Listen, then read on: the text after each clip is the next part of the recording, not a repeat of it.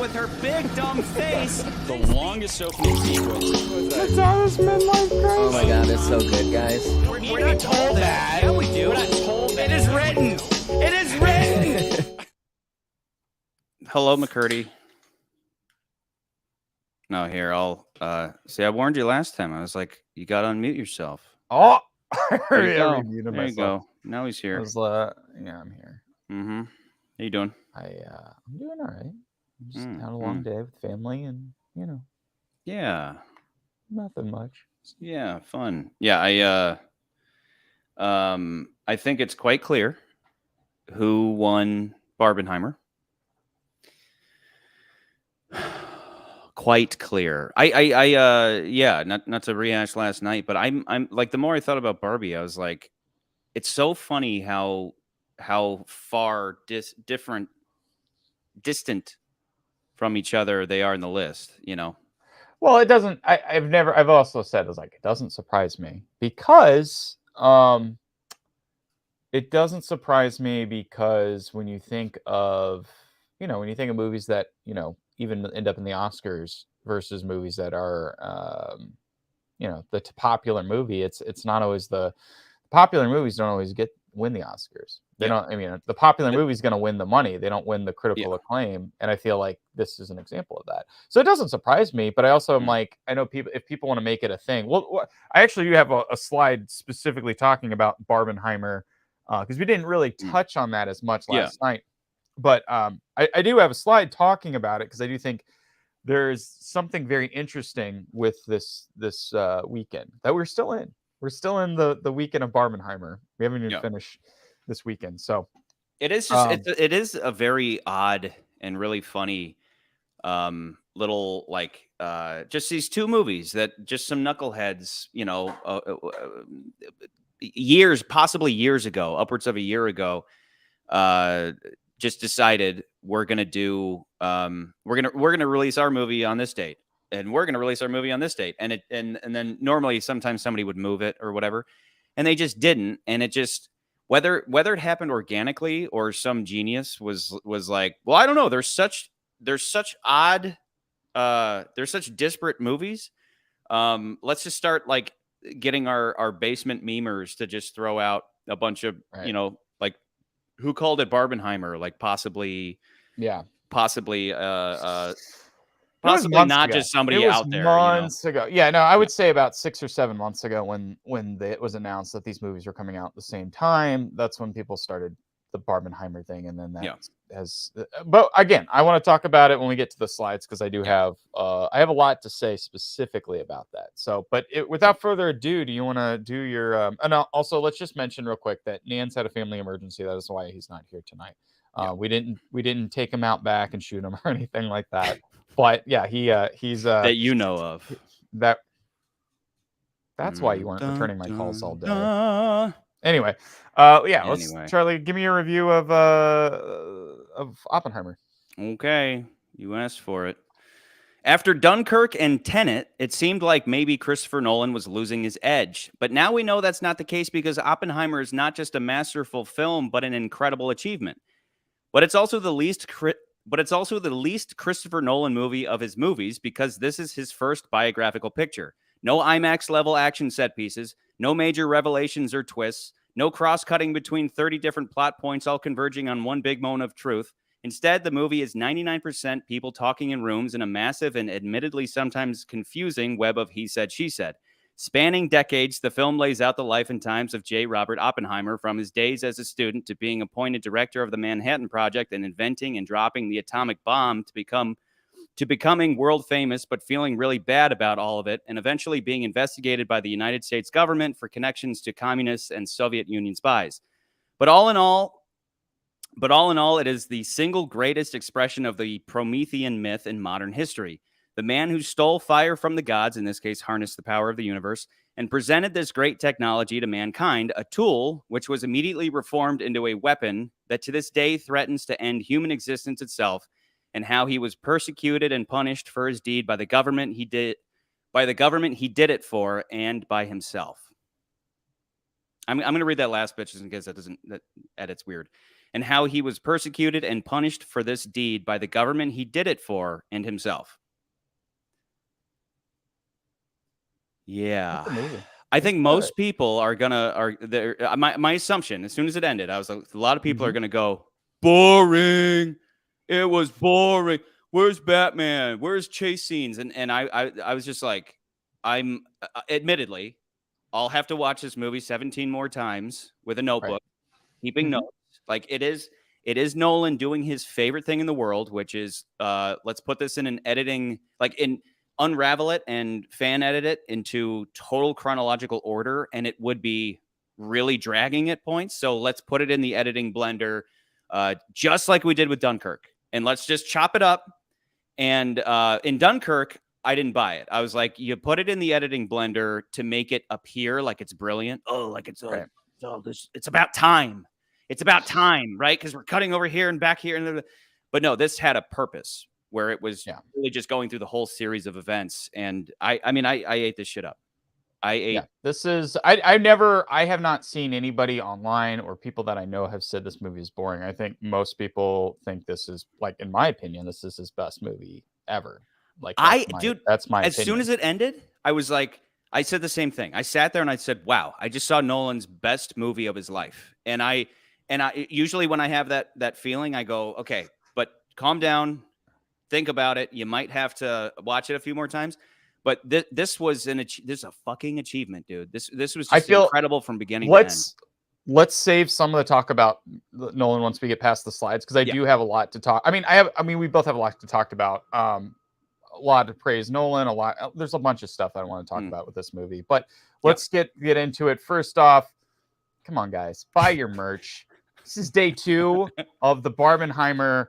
The Barbenheimer weekend. Maybe we need shot glasses. Maybe if it was shot glasses. Oh, that's what we need. Whiskey. Oh my God, Charlie, we need to get that's the next merch. We need to get shot glasses and then have our individual, the Bond pictures or individual Bond pictures on. So like you can get a collection. You can be like, you want the Charlie one, the McCurdy one, or the Nans one. You can get the individual ones. Guys, in the descriptions, would you buy that? Please let us know. We might even put a little thing out there. If it existed on the Spring store, it already. Does it have to be on the store? Yeah. I'm sure there's other. They're like, oh, we have this, and then I got you. But that's the one thing they don't have, and I was like, and another fun shout out to Huevos Rants on being our model for all this stuff. Again, if you have pictures of our merch or whatever, please send it to us. Put it in the Discord. Let us see it. Maybe we'll show it on the show, and just like a little fun thing. We want to show the people that appreciate us. We want to appreciate you. I think got to make that sound not sexual, guys. Come on. Anyway, let's just move on. We'll beat you off. We will beat you off. We'll beat you off. This is Oppenheimer, written and directed by Christopher Nolan, based on American Prometheus by Kai Bird and Martin J. Sherman. So I'm going to start in a way that I wouldn't start with, because I think normally we'd think, oh, who was Oppenheimer? Let's talk about Oppenheimer. I'm actually not going to talk about that. I'm actually going to talk about how this movie originated.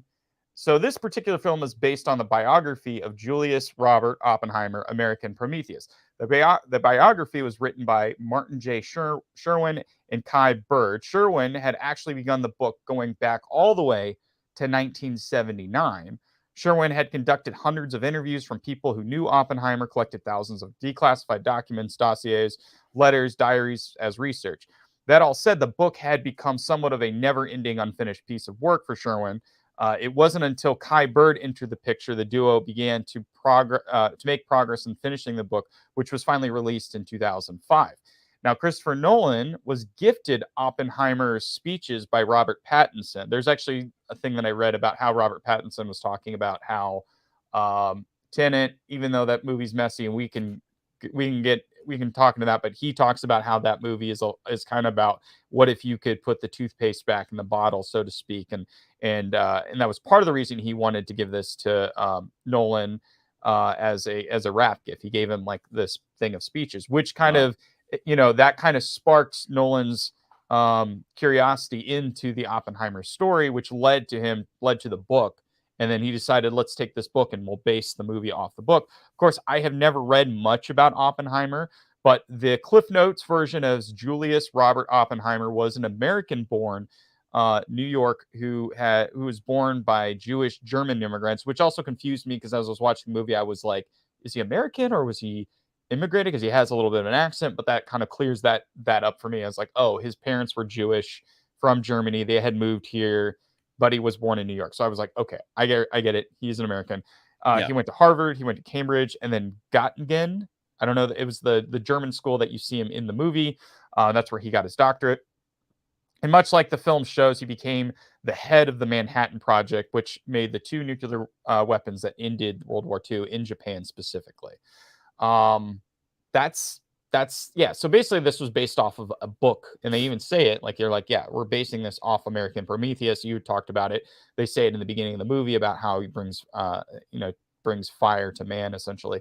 And yeah. then is punished. Like then the gods is punish punished, him. Yeah. right. And in this, it's both the government and himself. It's just like I think feeling guilty about the government, that whole but I feel thing. like it's right. It's this movie also deals with pointing fingers from one specific individual because of certain things. So of course, yeah. I mean, I don't have to talk much about Christopher Nolan, but I'll say this: we all know this film was directed by Christopher Nolan. Nolan is best known for his use of practical effects, his many collaborators on and off screen, and the non-linear storytelling going all the way back to his debut feature film Following, which was in 1998, which he made for only $6,000. He has an impressive filmography. Most of his films have been highly praised. Notable standouts include Memento, the Dark Knight trilogy, specifically The Dark Knight, Inception, and then Chucky Rant's favorite film, Dunkirk. Oppenheimer marks his 12th film, all with the exception of Insomnia, has been either the sole he has been either the sole writer on the films or is one of the writers of the films, which is I think even just as equally impressive. That I still think it's really I still think it's really writing with his brother on the Batman movies. I think is so cool, because you can all the way back in Following, there's the scene where there's a Batman logo stickered onto a door. So obviously he'd always been a fan, and it's like him and his brother. They probably used to obsess over Batman, and then they live the dream. They write the best Batman movies ever. It's fantastic. But which one of these is your favorite? Well, first off, before I forget, I think you mentioned that getting the speeches was what set him off on Oppenheimer. My assumption was that making Interstellar and dealing with black holes and physics and all that was what did that. I think it might be both, because there's a little bit of. I think it's a little bit of both. I think he was always interested in this stuff, but I think it was like him handing this to him, and he was like, "Oh yeah, Oppenheimer," and then maybe that kind of spurred him to be like, He's probably always been curious about the Oppenheimer story, and I think that he was like, "Oh, I think this should be my next project." So I think there was a little bit of that. I didn't write this in one of the slides. I did want to mention this. I know several months back, people were talking about this movie and saying that he actually filmed a nuclear weapon being exploded. That didn't happen. What happened was that this film, he has stated that with this movie, he used all practical effects. There was no computer-generated effects, especially with the explosions. I think what they said is they used real explosions to simulate the Trinity explosion that we see, the Trinity test. And I believe that they used I think he said miniatures, or they used, but they used real explosives to create the look. And they also said they used forced perspective as well. So they made it look a lot larger than it actually was. Charlie, I was going to ask you though, which of these films is your favorite of his? Because I think I want to say probably The Dark Knight, but I'd also say Inception's also one of my probably one of my favorites. I know Cordy Manning are saying Insomnia. I'm gonna. Can I split it into I don't care. Batman and non-Batman? Sure. The Batman. It's like I know which one's your favorite Batman one. Do you? I'm sure you do. Yeah, I do, because you and I have talked about this. Yeah. I know where you feel about it. I would say. Oh, thank you, Mr. McCurdy. For me, my eyes always go right to Prestige. Right. Like I that's a good one. I always go right there. Batman wise, it's always going to be that like Godfather 1 and 2 syndrome of Batman Begins and Dark Knight. But I typically lean towards Batman Begins. And that's what I thought. It's like I'm pretty Dark sure Knight you is and I like have talked. You and I have untouchable. talked It's about so this. great, but Batman Begins is where, because again, it's like Dark Knight's about chaos and order. Love me some chaos and order. But Batman Begins is specifically about fear, and that's the essence of Batman. And so I usually end up landing there. And when I think of Batman, my brain goes straight to I won't kill you, but I don't have to save you. Which is like I think my little Ken doll bump goes beep whenever I see that moment. It's incredible. So, and I will say, Prestige I think and Batman Begins. Prestige is a great one. I like that one. I think you can find a lot of similarities between the Prestige and a lot of his other films. I also like The Following only because I go back to that movie whenever I'm thinking about making my own movies, because it's like, this guy made a movie for $6,000. You should study this movie that he did for nothing to kind of really grasp if you're interested in filmmaking. I think it's a great movie to study just so that you can see like, oh, this is what you can do for almost nothing. And I love that movie. So without further ado, let's move on. Let's talk about the thing that I really want to talk about this week. Is Barbenheimer, the Barbenheimer phenomenon. So yesterday we reviewed Barbie. However, we didn't really talk about the phenomenon of Barbenheimer. Let's wind back the clock, Charlie. And I thought Nans was going to be here, but obviously he isn't, but it doesn't matter.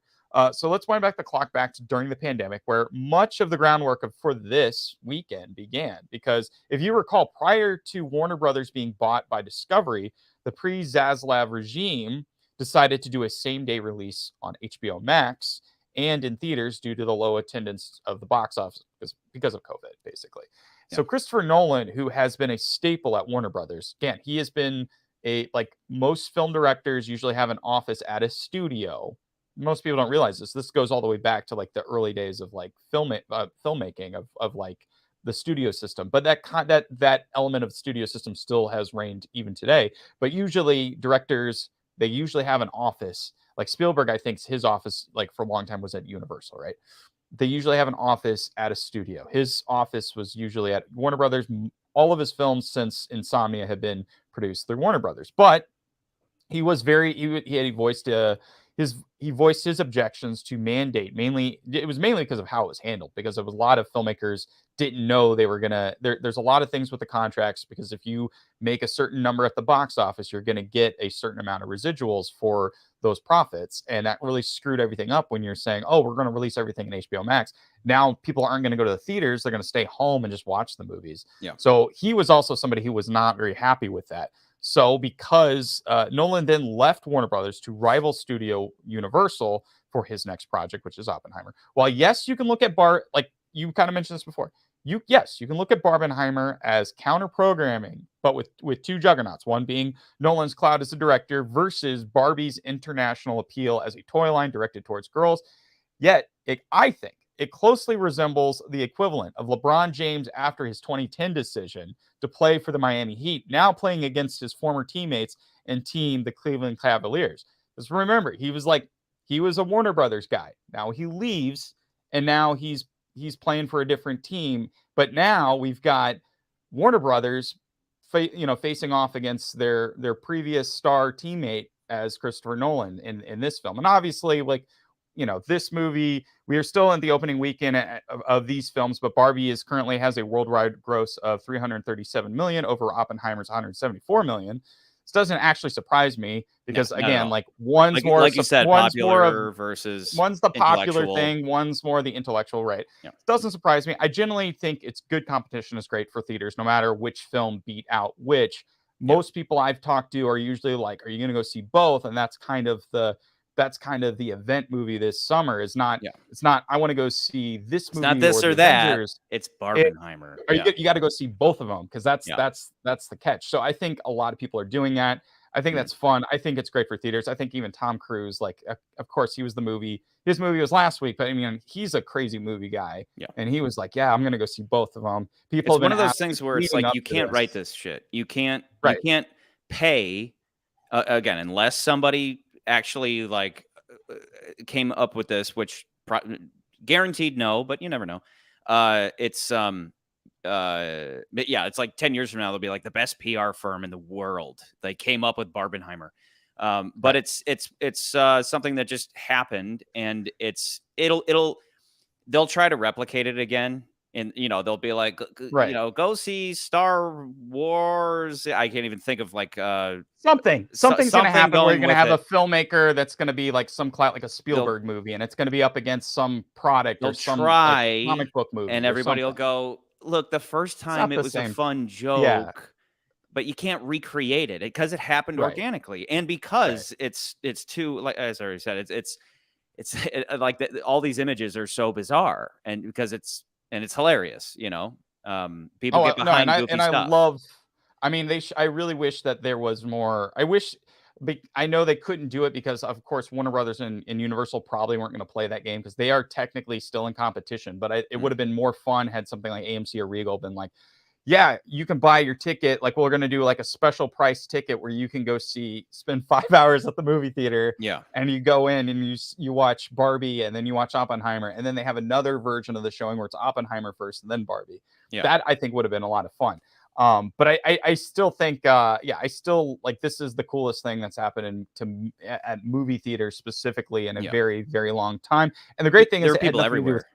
Like it was like a madhouse this weekend. I thought it was great. Even at the rundown Regal that I love going to, I was like, because normally, as I always say, I'm the only person there, and I love it.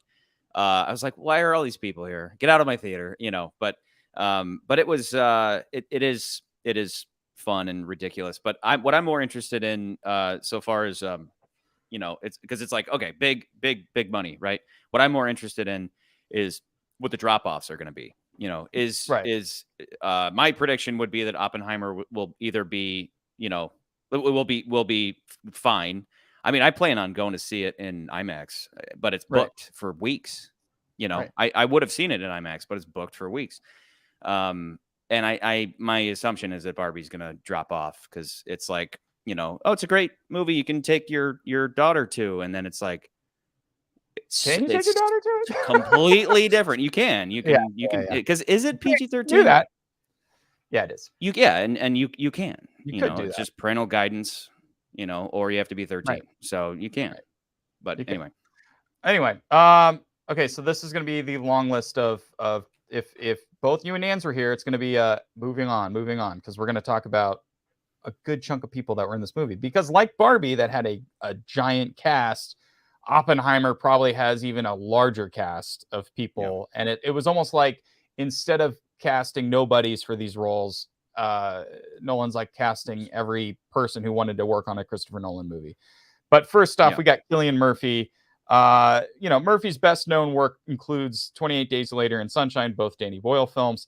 But he's been a frequent collaborator with Christopher Nolan, starting with The Batman Begins, and also is best known for Peaky Blinders, which I've never seen. People keep telling me I need to watch Peaky Blinders. That's good. Eventually I will go see it. But yeah, he's great.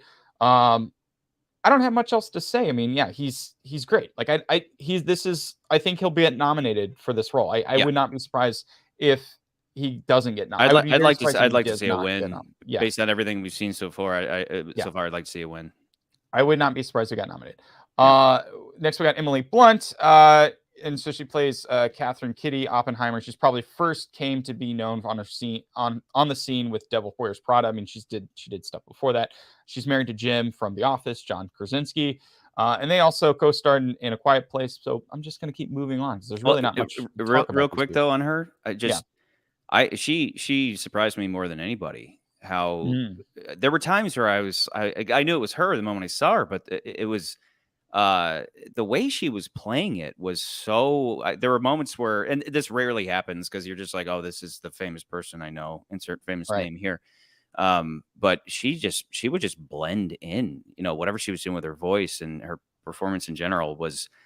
Suddenly, it was like Emily Blunt went away whenever she was on screen, and I was like, I'm shocked. She's incredible too. Yeah, because Kitty Oppenheimer was that was the thing. I was like looking up some of these people because most of the cast are real people. I mean, sometimes in these movies they will take two different people and mash them together. This Yep. movie doesn't do that. I feel like every person is a person that was a person, a part of the Manhattan Project in real life, or someone in Oppenheimer's life. Obviously, this being his wife. But the real Kitty Oppenheimer. Yeah, she was a part of the Communist Party. She was actually from Germany. She was born in Prussia. Came over to the United States. She was married previously, and then she ended up having a romance with Oppenheimer. They got married. And I guess they don't say this in the movie, but she had another kid who died unfortunately to what is it, SIDS. So which is like there was a lot of like that in the background with the kids that, like as a parent, again, I'm like, I felt really bad. But again, if they brought up the SIDS, it almost would have been just complicates things. But it maybe would have been implied that she did it. Like there's a lot of scenes there's enough stuff mother, there, right? There's enough stuff. And again, I think of Mad Men because of how like that show kind of demonstrates how parenting and how careless people were generally back then about certain things. Like, we're a little more self-conscious about cleaning up after yourself, but also like how you deal with your kids. Do you leave them at home? Things like that. Like, I feel like that was a very different time. And nowadays I think people's idea of parenting has changed drastically. And I don't think it's a bad thing. I just think we live in a very different world too. It's one of the best scenes in that what you're getting at is when they have that picnic and they just throw all their garbage, throw all their trash. Yeah. Literally throw it away, literally. Yeah. But anyway, her best movies obviously Live, Die, Repeat, Edge of Tomorrow. Yeah. I love that movie. Edge of Tomorrow is great. I wish Nans was here because Matt Damon. So I've told this story. I think I've told this story on the show many times before, but back when we were in high school, Charlie, myself, Nans, a bunch of our friends from high school, we weren't all sitting together, but we went to go see 300. And that same summer, the third Bourne Identity movie was going to be coming out, Bourne Ultimatum, I believe it was. And I remember sitting in the theaters and we were getting ready to see 300. It was a packed theater. Everyone was really excited. And then the trailer for that movie came up and there was a moment of silence, like right after the trailer ends. And I swear to you, you could hear Nans clear as a bell yell, Matt Damon, and everybody in that theater laughed. It's probably like a defining moment in my life. I always thought it was first really funny. Memory ever. It was the first memory. But yes, Matt Damon. We talked about him earlier this year in Air. But yeah, he's great. He's great. And I think the first time he showed up he has this tendency to show up in movies randomly. Yeah. I think he did it in this movie. He did it in No Sudden Move. That was a Soderbergh movie where it's in Interstellar. He just shows up and you're like, there's Matt Damon. You're like, oh my God. I remember when he showed up in Interstellar and I was like, yes. Right. It's just Matt Damon. He just shows up. Yeah. And yeah. Hard to pick out a best Matt Damon movie. But he always has, and you and I have always talked about, he always has these really great, there's tons of great interview pieces from him about filmmaking and stuff. Like he talked about, there was the one, he was talking about working on Private Ryan and how he almost argued with Spielberg about like, well, I want to do one more. And he's like, I don't have time to do either. I can waste more time on this scene or I can go make the next scene and make that incredible. So Matt Damon is great. Moving on though, we've got Tony Stark plays Lewis Strauss. He was the chair of the United States Atomic Energy Commission, the AEC, which they mentioned a bunch in this movie. In this film, we witness his approval hearing for the Secretary of Commerce, which he was denied. I'm going to add to this because I think this is important. This movie dives back and forth between color and black and white. And Nolan's done this in other movies. He did it in Dunkirk. He's done it in, I guess he did it in, I'm trying to think of another one he's done this in, but he likes to put a framing device in his time dilation or how he dips back and forth. This movie, he made a distinction about making this movie subjective from the point of view of Oppenheimer. And he says that all of the Oppenheimer scenes are from the point of view, are in color. So everything that is Oppenheimer's point of view, that's in color. Everything that is not Oppenheimer is in black and white. And a good chunk of this movie is Lewis Strauss's point of view on the events that took place. Because you remember when we first see him and that whole scene with Einstein, that's in black and white the first time we see it. And then when Yeah. the end of the movie, it's in color.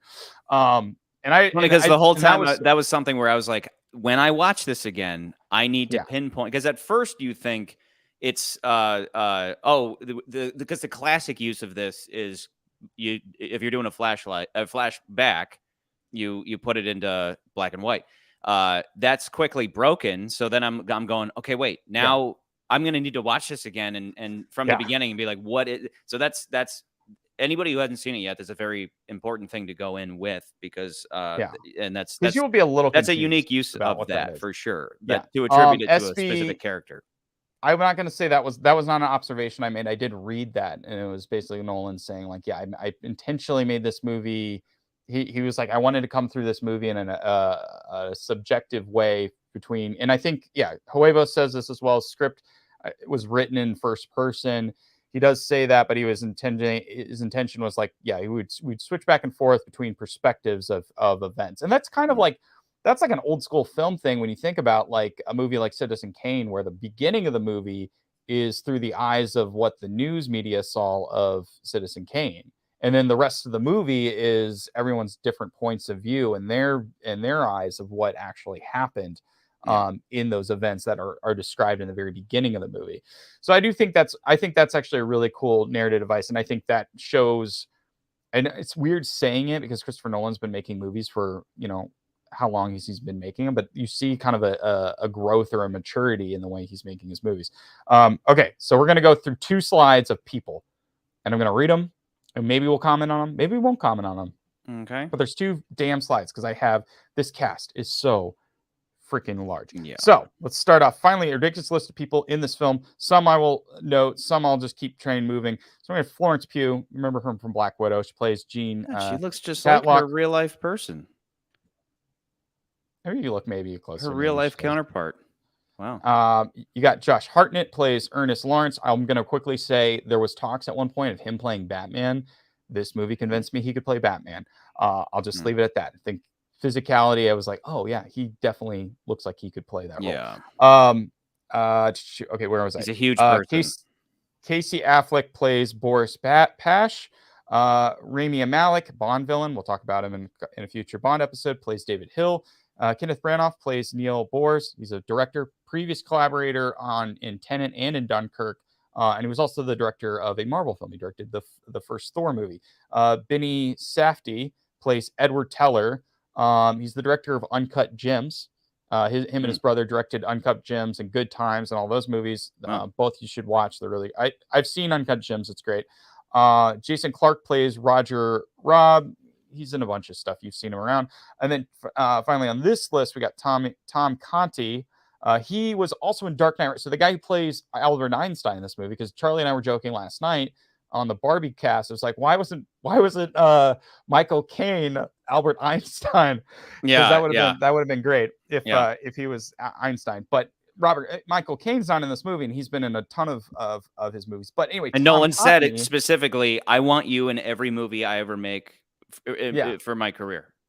And so you're like, when's he going to show up? When's he going to show up? And then he doesn't. And he doesn't. But which I think was unfortunate. But I recognized him after I saw his actual image. I was like, oh, that's who that guy is. So he was in The Dark Knight Rises. So remember when Bruce Wayne goes to the prison, and it's because Alfred's gone at this point, so he has to have somebody to talk to, and he creates a character that's kind of the same age of Alfred. He's kind of like a spiritual metaphoric version of Alfred at that moment in time. He's the guy who lays all that exposition about like where Bane came from and all that stuff. So that's that and nurse him back to health, just like and Alfred would. that guy exactly. And then bunch of people, not going to talk about who they play. We got David I'm going to butcher, that's the name I'm going to butcher, Das Mullichen. I've read a comic book by him. He's great. He was in The Dark Knight. He also was in Ant-Man. You got Dane DeHaan. He was in Chronicle. Green. He also played the Green Goblin in the Amazing Spider-Man, the last Amazing Spider-Man movie. Alden Hinchridge, again, screwing up names. Han Solo, but also in Charlie's favorite movie this year, Cocaine Bear. Then we got Tony Goldwyn. Probably best part of Cocaine Bear, but yeah, go ahead. He is. Tony second part. I liked the only good Ice Cube part. Jr. I like Ice Cube Jr. a little bit more. Oh, Tony Goldwyn. I recognized him and I was like, wait, I saw him in a movie this year. He was in Plane. If you remember, we talked about him in Plane. He shows up in that movie. He's the fixer. He's like the guy who shows like this is what we got to do to get the people back. Right. David Krumholtz. So this one was fun. The guy who's Oppenheimer's like best buddy throughout the movie, who kind of shows in and out of the film. Yeah. He's in Santa Claus. That was the head elf in Santa Claus, but now he's gained a bunch of weight. He's much older now. He's like a beloved Hollywood actor. He's like one of those that everybody's like I think he's like just within that circle of people. He's like this beloved actor. He pops up in random stuff all the time, Yeah.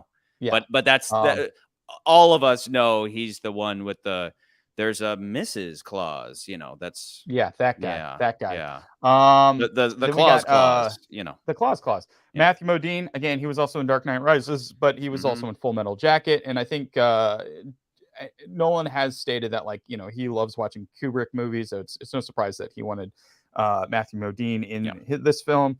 Macon Blair, I recognized him because I was like, wait, I know that guy. He was in Blue Ruin, which is also one of my favorite like indie, like low budget indie films about a guy who's going on a revenge kick because of something that happened with his family. Same guy not that actor, but the director of that movie also did Green Room, which is also fantastic. Michael, and I'm gonna butcher another name, Grango. That is not how you say his name. Remember that kid from Skyfall? He's in this movie. He shows up. Jack Quaid was in The Boys. Dennis Quaid and Meg Ryan's son. He was also in Scream 5, but I think they mentioned him in Scream 6 earlier this year. Josh Peck, of course, Drake and Josh. He's done other things, but lately he's kind of having a little bit of a comeback. Olivia Thirlby, I don't remember where she's in the movie, but she was in Juno. She was like Juno's best friend in that movie. She's like big one is Dredd. She's in Dredd, Judge. Oh, Dredd, that's right. Yeah, she's in Dredd. Yeah. The best. Yeah. Alex Wolff, he was in Hereditary. Great movie. We saw his same director who did Beau Is Afraid. Yep. Of course. Who was it? Cordy, you said Gary Oldman. It's fucking Gary Oldman. He's in tons of Christopher Nolan's movies at this point now, but like he has one of the moments it's very quotable. It's like, get this crybaby out of here. I love that. Yeah. Apparently a real quote. He actually said that. James, and then of course I'm going to end with, there's way more people on the list of actual people in this movie. Some of them, like, I had no idea who they were. I hadn't seen them in other movies. I didn't include them. I apologize if they're going to watch this and they'll be like, why they didn't mention my name? Sorry. These are the people that like stood out to me. But then of course there's James Remar. Favorite movie of his is The Warriors, but he's also in Dexter, and you've seen him in 1,000 other things. So that's all I got on Oppenheimer. Again, like I told you earlier, like we've talked about, that as far as behind the scenes stuff goes, though, it's like, he used practical effects for most of the movie. And again, if you go watch the movie now, just know that black and white is other person's point of view. Color is Oppenheimer's point of view. Yeah. The moment that I saw in the beginning, Oppenheimer's being haunted by visions of just like the quantum realm, right? The moment I saw them, I immediately went, Quantumania. This is Nolan doing his back to Interstellar, where Interstellar was just his like I love you Kubrick movie, right? And and immediately I was like, because the big thing about 2001: A Space Odyssey is the go watch YouTube videos on how they achieved the warp feel, like when you're shooting through space, right? How they achieved that practically, where nowadays it's like whatever, my screensaver can do that easy. But the way they did that practically is bizarre. I can't even remember how it was. It's like we had to take this material, we had to freeze it, we had to do this, and then we had to shoot through. It's this crazy process to do it. The moment I saw that stuff in this movie, I was like, I bet that's all practical. I bet he told everybody it's practical. He's doing his Kubrick thing, and it's great. It's just like my guess on how they did that, though, is if you've ever, because I've been on sets where they'll shoot stuff for that they can use later in the movie. But I think what they did was they used water, or like a thing of water, and they put dots of paint in the water, and that's how they did those those kinds of effects. I think that's what they did. That's my guess. I don't know if that's exactly what they were doing, but that to me is what kind of looked like. But yeah, who knows? But yeah, that stuff's very impressive. Because that whole opening, like it's cool, unique, a lot of fun, a story about a physicist, right? Because it is so abstract, and it's like the imagination on these guys must be crazy, and then they got equations floating around in their head. So he's just like one of my favorite scenes is very simple. He's just sitting there in a quiet room, and he's picking up glasses and he's throwing them against the wall and just seeing how the particles all bust apart, you know, and for knowing what comes later, the idea of how a nuclear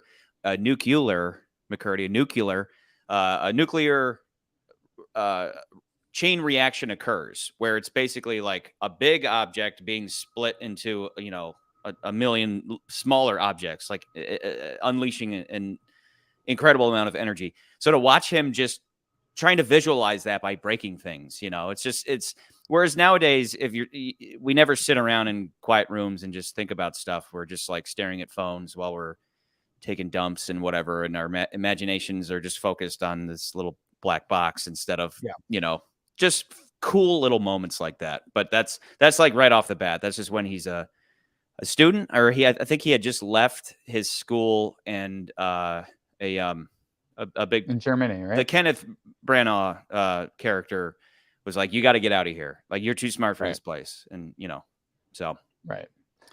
So wait, real quick, I want to talk about. So yeah, I'm just gonna go on with the back. It's like, again, I think this is Christopher Nolan's best movie, and I think, and the reason I say that, I'm still there. That's where I'm still. I think this is his best movie, and there's a couple of reasons I say that. He has been after, I would say, going back, I'm trying to remember which in the order of these movies that came out, but I think between The Dark Knight Rises and The Dark Knight was like Interstellar, right? Am I correct in saying that? I think it was Interstellar. Was that the movie that he did? Between The Dark Knight, no, that was Inception. Sorry, after Inception, I felt like if you looked at his filmography between Inception till even the following, I think there weren't very many cracks in the seams of his movies. I think most of his movies were very highly regarded. I think after Inception, even in Interstellar, Dunkirk, Tenet, or Dark Knight Rises, and all those movies, I feel like you start seeing slip ups in his filmmaking. I feel like the stories weren't as tight. Things started slipping on the cracks. I think people weren't really responding to some of the ideas and things that he was. Not ideas, but the ways that he was approaching certain things. And I think that people were criticizing aspects of his filmmaking. I feel like this movie, he addresses a lot of those things. And like, I'll give you examples, right? So one of them was like, not last year, but 2 years ago, his last film, Tenet, came out. And I think Tenet really was like trying to be a remake of Inception, but I feel like the idea, the sci-fi elements were almost incomprehensible. And I think, Nolan's always been quoted of saying things like, don't think about it, just feel it, which I do think sometimes it's like when you watch the movie the first time, I do feel like you should try to do that. But that's exactly what I said about Quantum. When I was talking about editing, it's like, don't try to nitpick, just feel what. And so he was trying to say that about Tenet, but I do feel like people have complained about that in Tenet, right?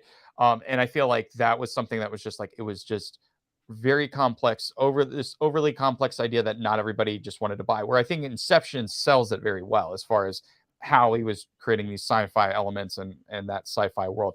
Another one was Dunkirk, because I know you and I have complained about it. You famously, I'll let you talk about it, but you recut Dunkirk. I'll let you talk about that. But I think with Dunkirk, it was like the one thing that a lot of people said about the movie is like, you're just witnessing events, but there's no characters in the movie. It's almost just like it's almost like a silent film. You're just seeing stuff happen, but we never really get to know who these characters are. We don't get to hear their backstories. We're not really there for their emotional movies. Because like usually in a movie, you see things happen, and then a character kind of has a moment where they're feeling, or they're like expressing how the events of the previous scene or scenes or the actions that they're taking have affected them emotionally or internally. And we never really see that in that movie. So there's another thing that I feel like this movie addresses as well.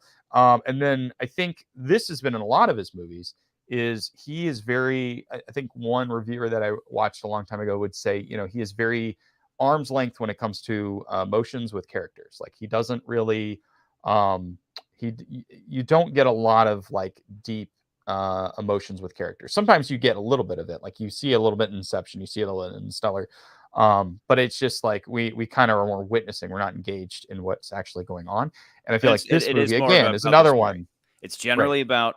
It's less about the characters and more about the story generally. Like with whereas this being a biopic is specifically about it's more about Oppenheimer the man than it is about the bomb. But of course, all that's there, But it's like I remember after the bomb went off, and I don't know, maybe that was the midpoint. But I thought that the bomb going off was going to be like, and then it would maybe it'd be like another 15 minutes and we'd be done. But it went on for I think like another hour, So it does. Yeah, it's about like the first like if you think about it, the first act kind of it's okay. It's a 3-hour movie. The first hour is just leading up to him creating the team that becomes the Manhattan Project. Like you're seeing that again. We're seeing a little bit of what the end of the movie is going to be, but it's like leading up to that.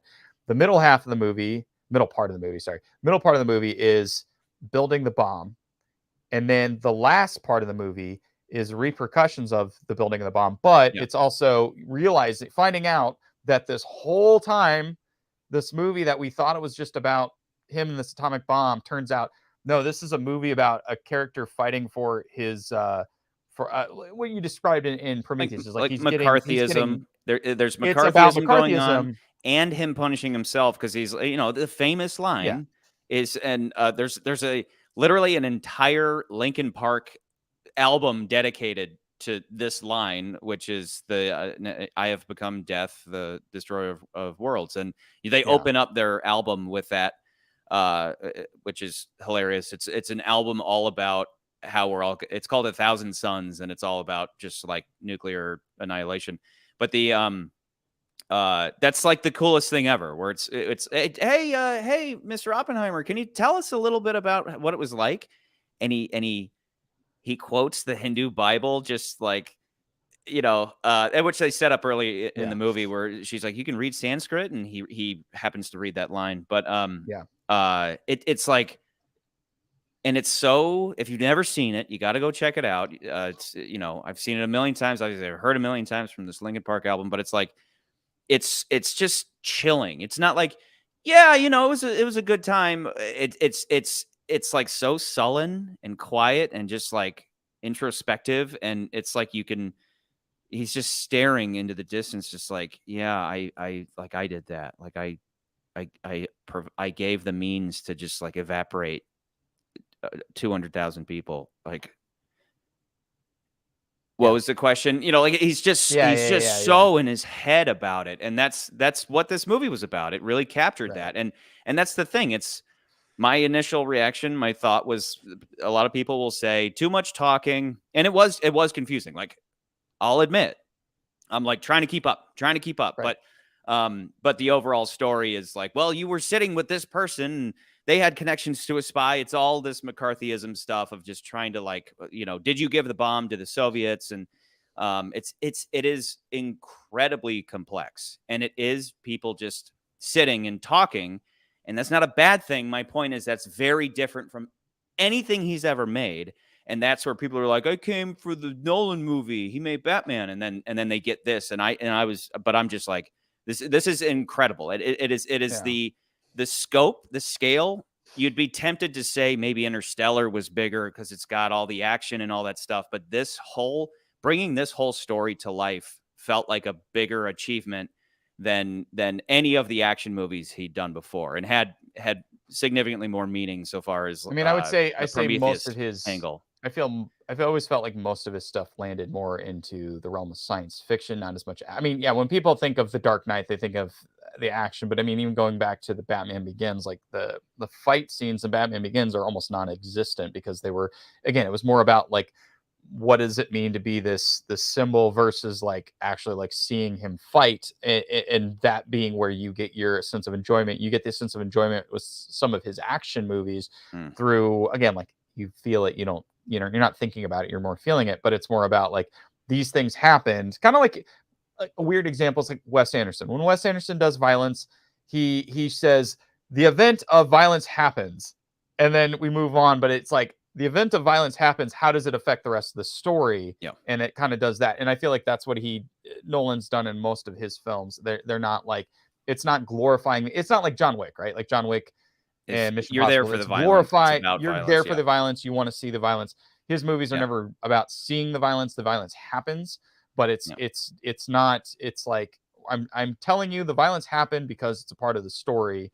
And it's not like, because again, you see the bomb going off, but it's like we're seeing the bomb going off, but we're seeing it how witnessing it affects the people that witness the bomb. So when that bomb went off, dude, the tension of just like, and waiting for whatever it was, like 90 minutes to get to that moment.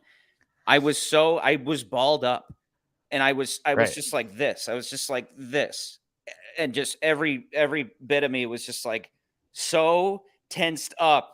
And then it cuts to what is generally silence, right? And you're just seeing everybody reacting to it, and something that I kind of thought that he might have played out directly, but he didn't. What he did was, it was everybody cheers. It's just like, we did it. It's this big celebration all the way up till they're hoisting him up like he just won the championship basketball game. Right. The full line is he's when it's like, what do you how was it? How was the experience? He's like, few people laughed, few people cried, most were silent. And then he goes into how his first thought was, the Hindu Bible line. But that is so incredible. Some people were laughing, some people were crying, most were silent. That's not what this movie was, but if that's accurate, that's always been my vision of it. And I kind of thought that that's what we would see, is some people being like, what have we done? And then other people being like, we did. Can you believe this? And then most people just being like solemn, like that was nuts. Like what have we done? This movie instead was just like, fuck you, everybody. Like, I think people started fucking. I think people started. Yeah, there are people like sleeping with each other, and they're like making out on the bleachers. There's But like a party. But we see, but like he's like you see all the range of emotions after the fact. Remember that? Like that scene's great because it's like it's a weird scene because it's like he gets up and he's front of the entire Manhattan Project, everybody on the staff of the Manhattan Project. He gets up in front of him, is like, he's saying like, we did it and all this stuff. And I think this is after if I'm correct, this just is wish we could have dropped it on the bomb. Germans, and they're like, yeah. But his USA, But you see, it's like that. It's almost like because of how Nolan uses sound in this movie, which I want to get to as well. Yeah. Because how he uses sound and how he's using everything in a close up. It's like you see it that he's like saying it, but like you can tell like he's not feeling it. He's got something else on the his movie mind. The movie kind of hints at like something else is stewing in the back of his mind. And and there was a quote that I read about Nolan in this movie as he was talking about one of the things he wanted to express is how it takes a while to confront your what's the word I'm looking for? The consequences of your actions, to confronting those things, because it doesn't happen immediately. And like you kind of see that with this movie is that he's created this bomb, and he's just like, in the moment, it's like he's almost numb because he's just like, I can't believe we did this, but not really like feeling and understanding the emotions. And of course, like we get time jumps and we get the crybaby scene, but it's like you start to seeing like, oh my God, what the hell did I do? Like I was so focused on like, saving the war and like my own personal feelings about the Nazis and all this other stuff. I wasn't thinking about the implications of what this means for the future.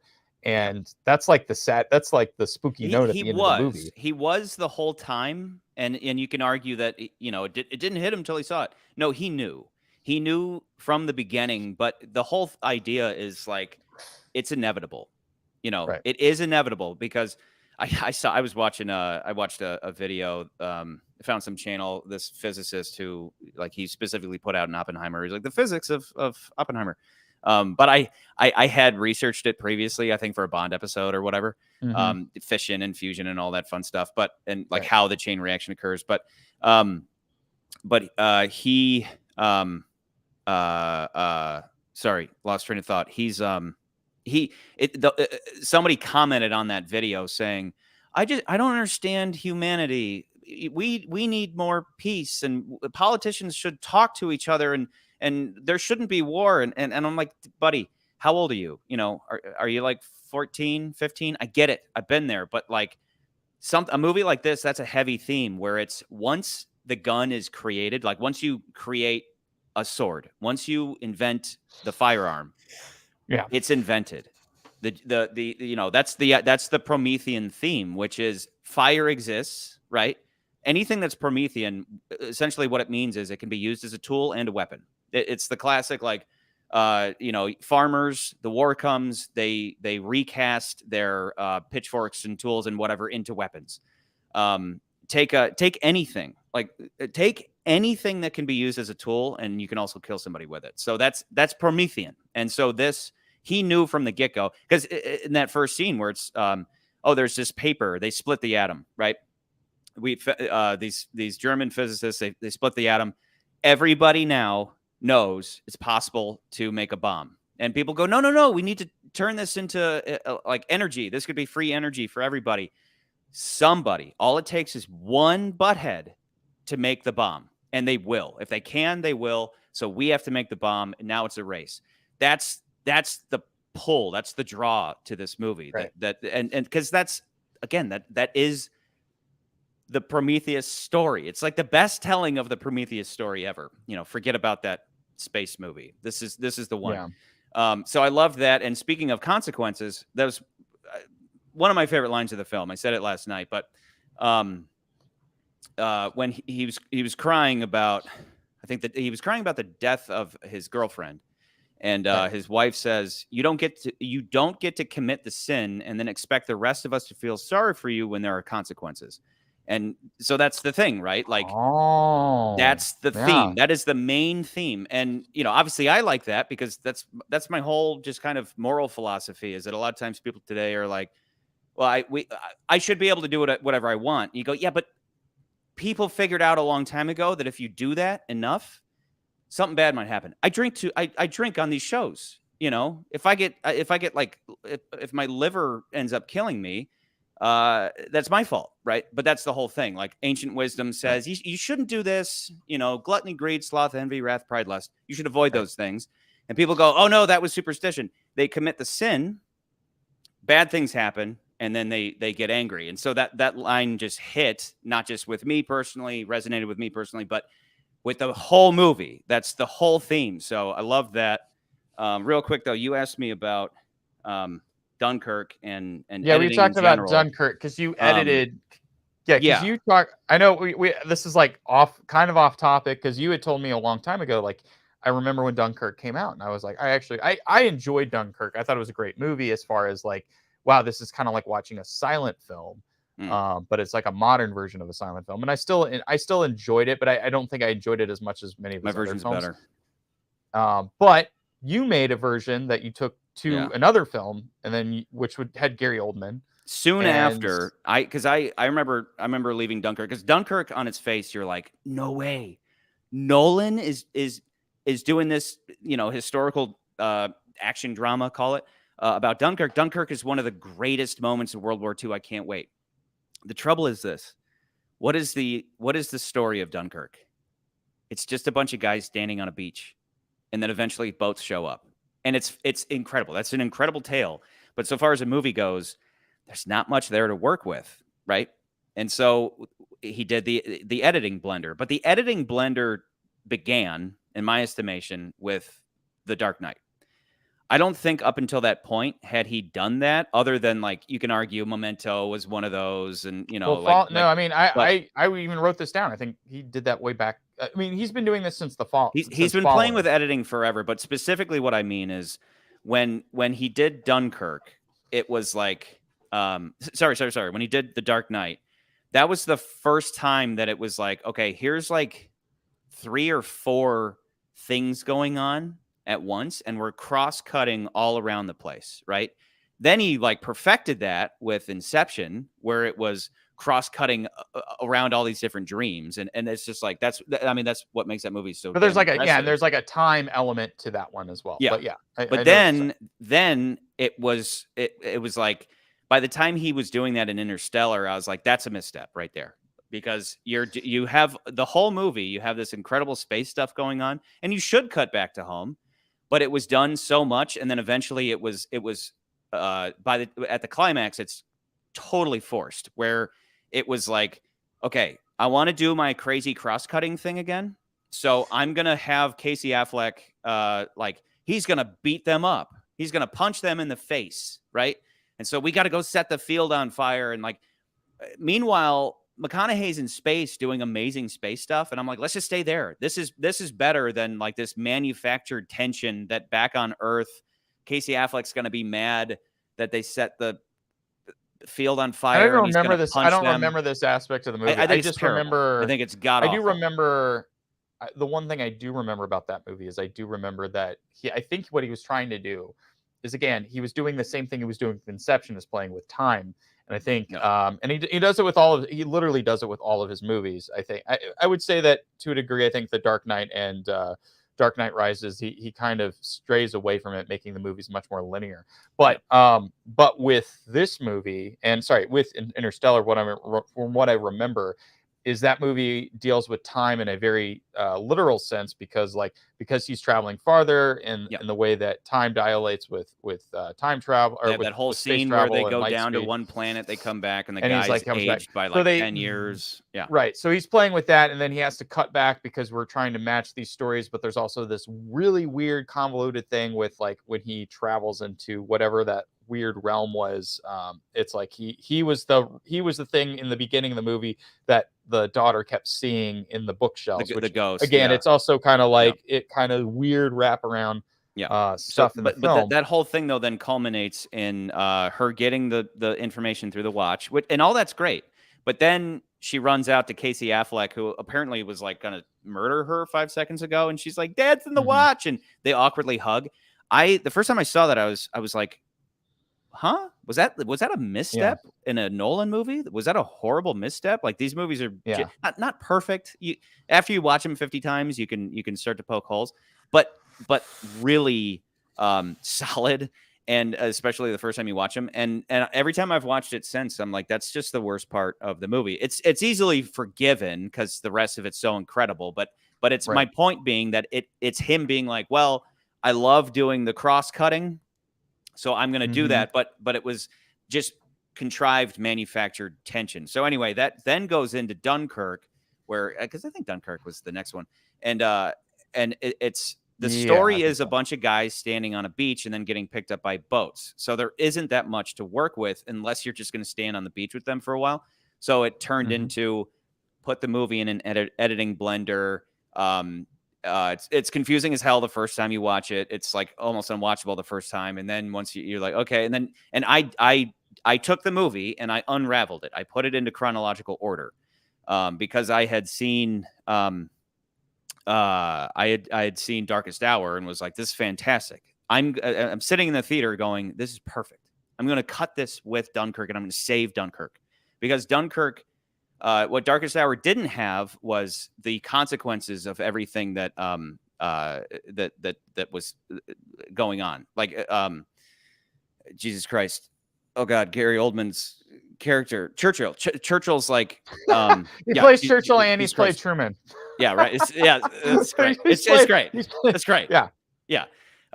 If it would have been, remember, he had a conversation with FDR, so it would have been hilarious if he played FDR instead of Truman, for whatever reason. But anyway, so back on track. What it didn't have was, it had all the incredible Churchill stuff, which is good on its own. Darkest Hour is fantastic on its own.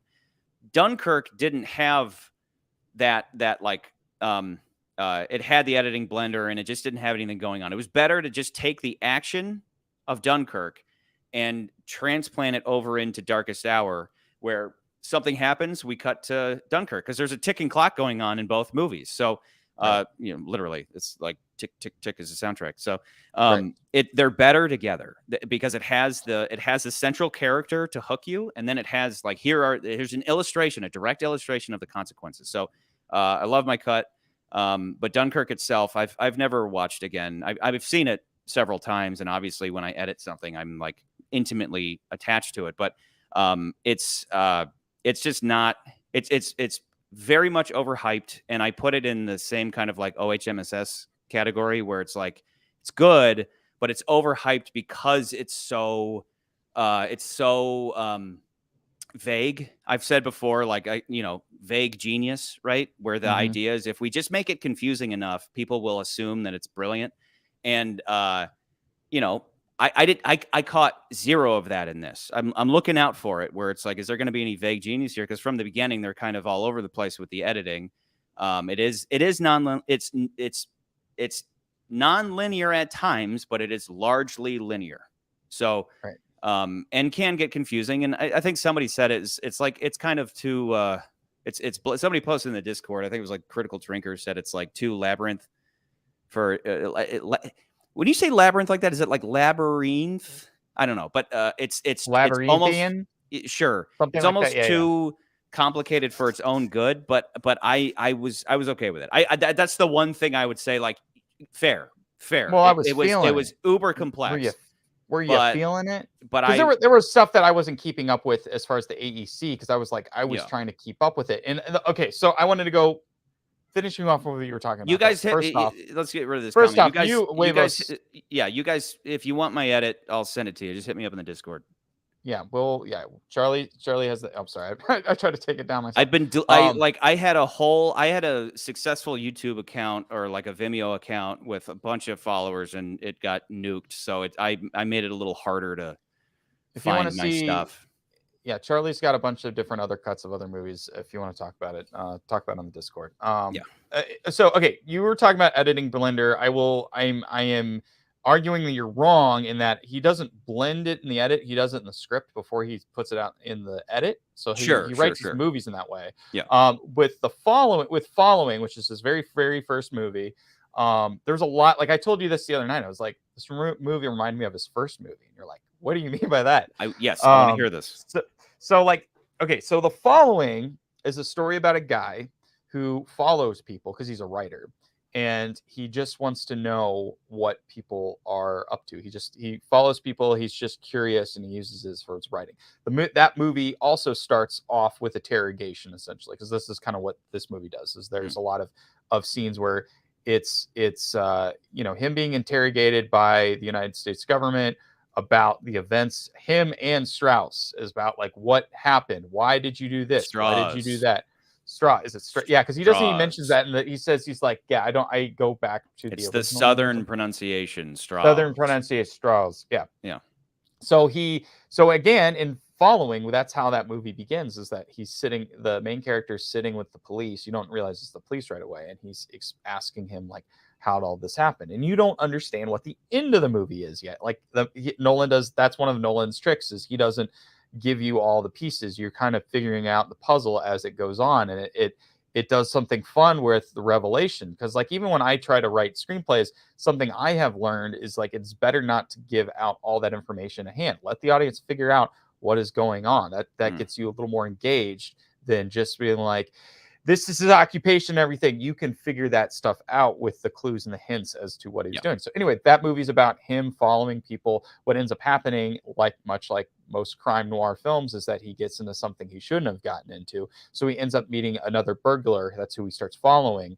And the burglar meets him, his name's Cobb. Which, remember, if you watch Inception, it's the same character's name. There's a lot of similarities between those two films for obvious reasons. He meets Cobb. Cobb dupes him into taking on the same jobs that he does. But it's not until the end of the movie that you find out that Cobb's actually played the protagonist of that movie since the beginning of his meeting. And I felt like when I watched this movie, there were similarities between the stories. It's obvious it's not a one-to-one. One's about a guy who, made the worst weapon of human history, versus this is just about a guy who's wandering around. But the thing that I was like, oh yeah, that's like following was we find out that Strauss, is that how I said? Did I pronounce that correct? Straws. Yeah, it's like straws. Like, hey, I'm at McDonald's. Can you get Straws. me an extra straw? Yeah, Straws. Yeah. Anyway, you find out because in the beginning of the movie, you just think he's just a witness to the events, and he is just another person's point of view. The movie unveils once we get past the bomb exploding, or the Trinity. Sorry, not the bomb, but the Trinity, and him leaving sending the bombs over to the United States.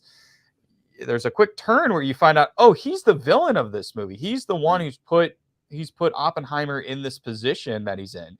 It's him that is doing all this stuff, and you learn it's almost like a usual suspects type turn, but it happens much earlier in the movie where it's like, oh my God, he's the one who's orchestrated this thing because something Oppenheimer said in public, and it's actually well documented that everything that happened in the movie kind of did actually happen.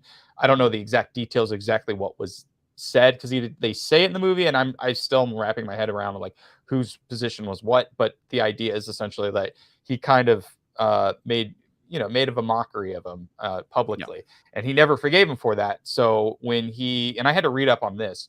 So Strauss, he was a Republican who was the head of the AEC under Eisenhower. Eisenhower wanted to appoint him as Secretary of Commerce. So what you find out is the movie is all framed under that initial part, because he did appoint him to him, but it was before the next legislative session. So then when the legislative session came around, that's what this movie is where they're questioning they're questioning like, oh, are you a good candidate for that position? And then it's revealed that it's like it reveals that in the movie that this guy that the whole movie Oppenheimer kept dismissing him and throwing his clipboard and all this other stuff. This guy actually saves his butt in the thing where he says, well, I shouldn't say saves him, but you find out he's been an ally this entire time, and he comes out and says, yeah, Strauss is the guy who basically took Oppenheimer's position away because of something that happened to him years ago. And it's almost like pointing out like this was like schoolboy antics about something that you did it to the guy who gave us our greatest weapon. It's like giving it to the guy who's the war hero. Incredible thing. The guy they lifted up on the guy who was the war hero. Like, this guy was an asshole to the guy who was the war hero. That's kind of like the gist, like the simplest version gist. Because the whole thing is like, are you a commie? Did you give the bomb to the Soviets? And that it turns out that was all manufactured by this guy who, just because he called him a ham sandwich. Or like he said, something. It was something like he's like more useful than less useful than this, or but that's more useful than a ham sandwich or whatever.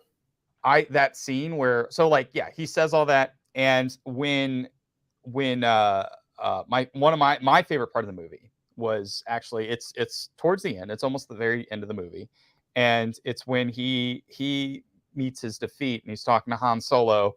I'm going to say Tony Stark and Han Solo. And, Tony Stark's up and he's reeling of his defeat, because he's just like, he keeps saying, they've turned everybody against me. He did this. He told Einstein this and all this stuff. And he's like, obviously you can see in that scene, he's being very egotistical. He thinks that everything, he's the center of attention and everybody's doing all this stuff to him. And my favorite line in the movie is like, maybe they weren't talking about you. Maybe they were talking about something more important. And I love that line. I was like, because that was my favorite part. I was just like, and then when he reveals like what he actually said, him and Einstein were saying, I was like, oh my God. In typical Nolan fashion, that was my favorite thing. Which, if it was like Inception, it would have been like, you cut just before he says it. What did he say? But no, you hear it, and it was just again, we're an hour in, so shouldn't be any spoilers. But in the very beginning, when he walks by Einstein doesn't acknowledge him, and he's just kind of staring down like this again, like few people laughed, few people cried, same type of just staring, 1,000-yard stare, and he's like, he said something bad about me, and because the whole thing is that Oppenheimer is very arrogant. That's he reminds me of. He doesn't play it very arrogant, but it's your reputation is that you're very arrogant, right? And so he thinks what's the David Lean movie with that takes place in the desert? And I'm blanking on the movie's title. Lawrence of Arabia. He reminded me of Arabia. Lawrence of Arabia. Get at it. That's not the movie. You watched that movie last night. We all know it.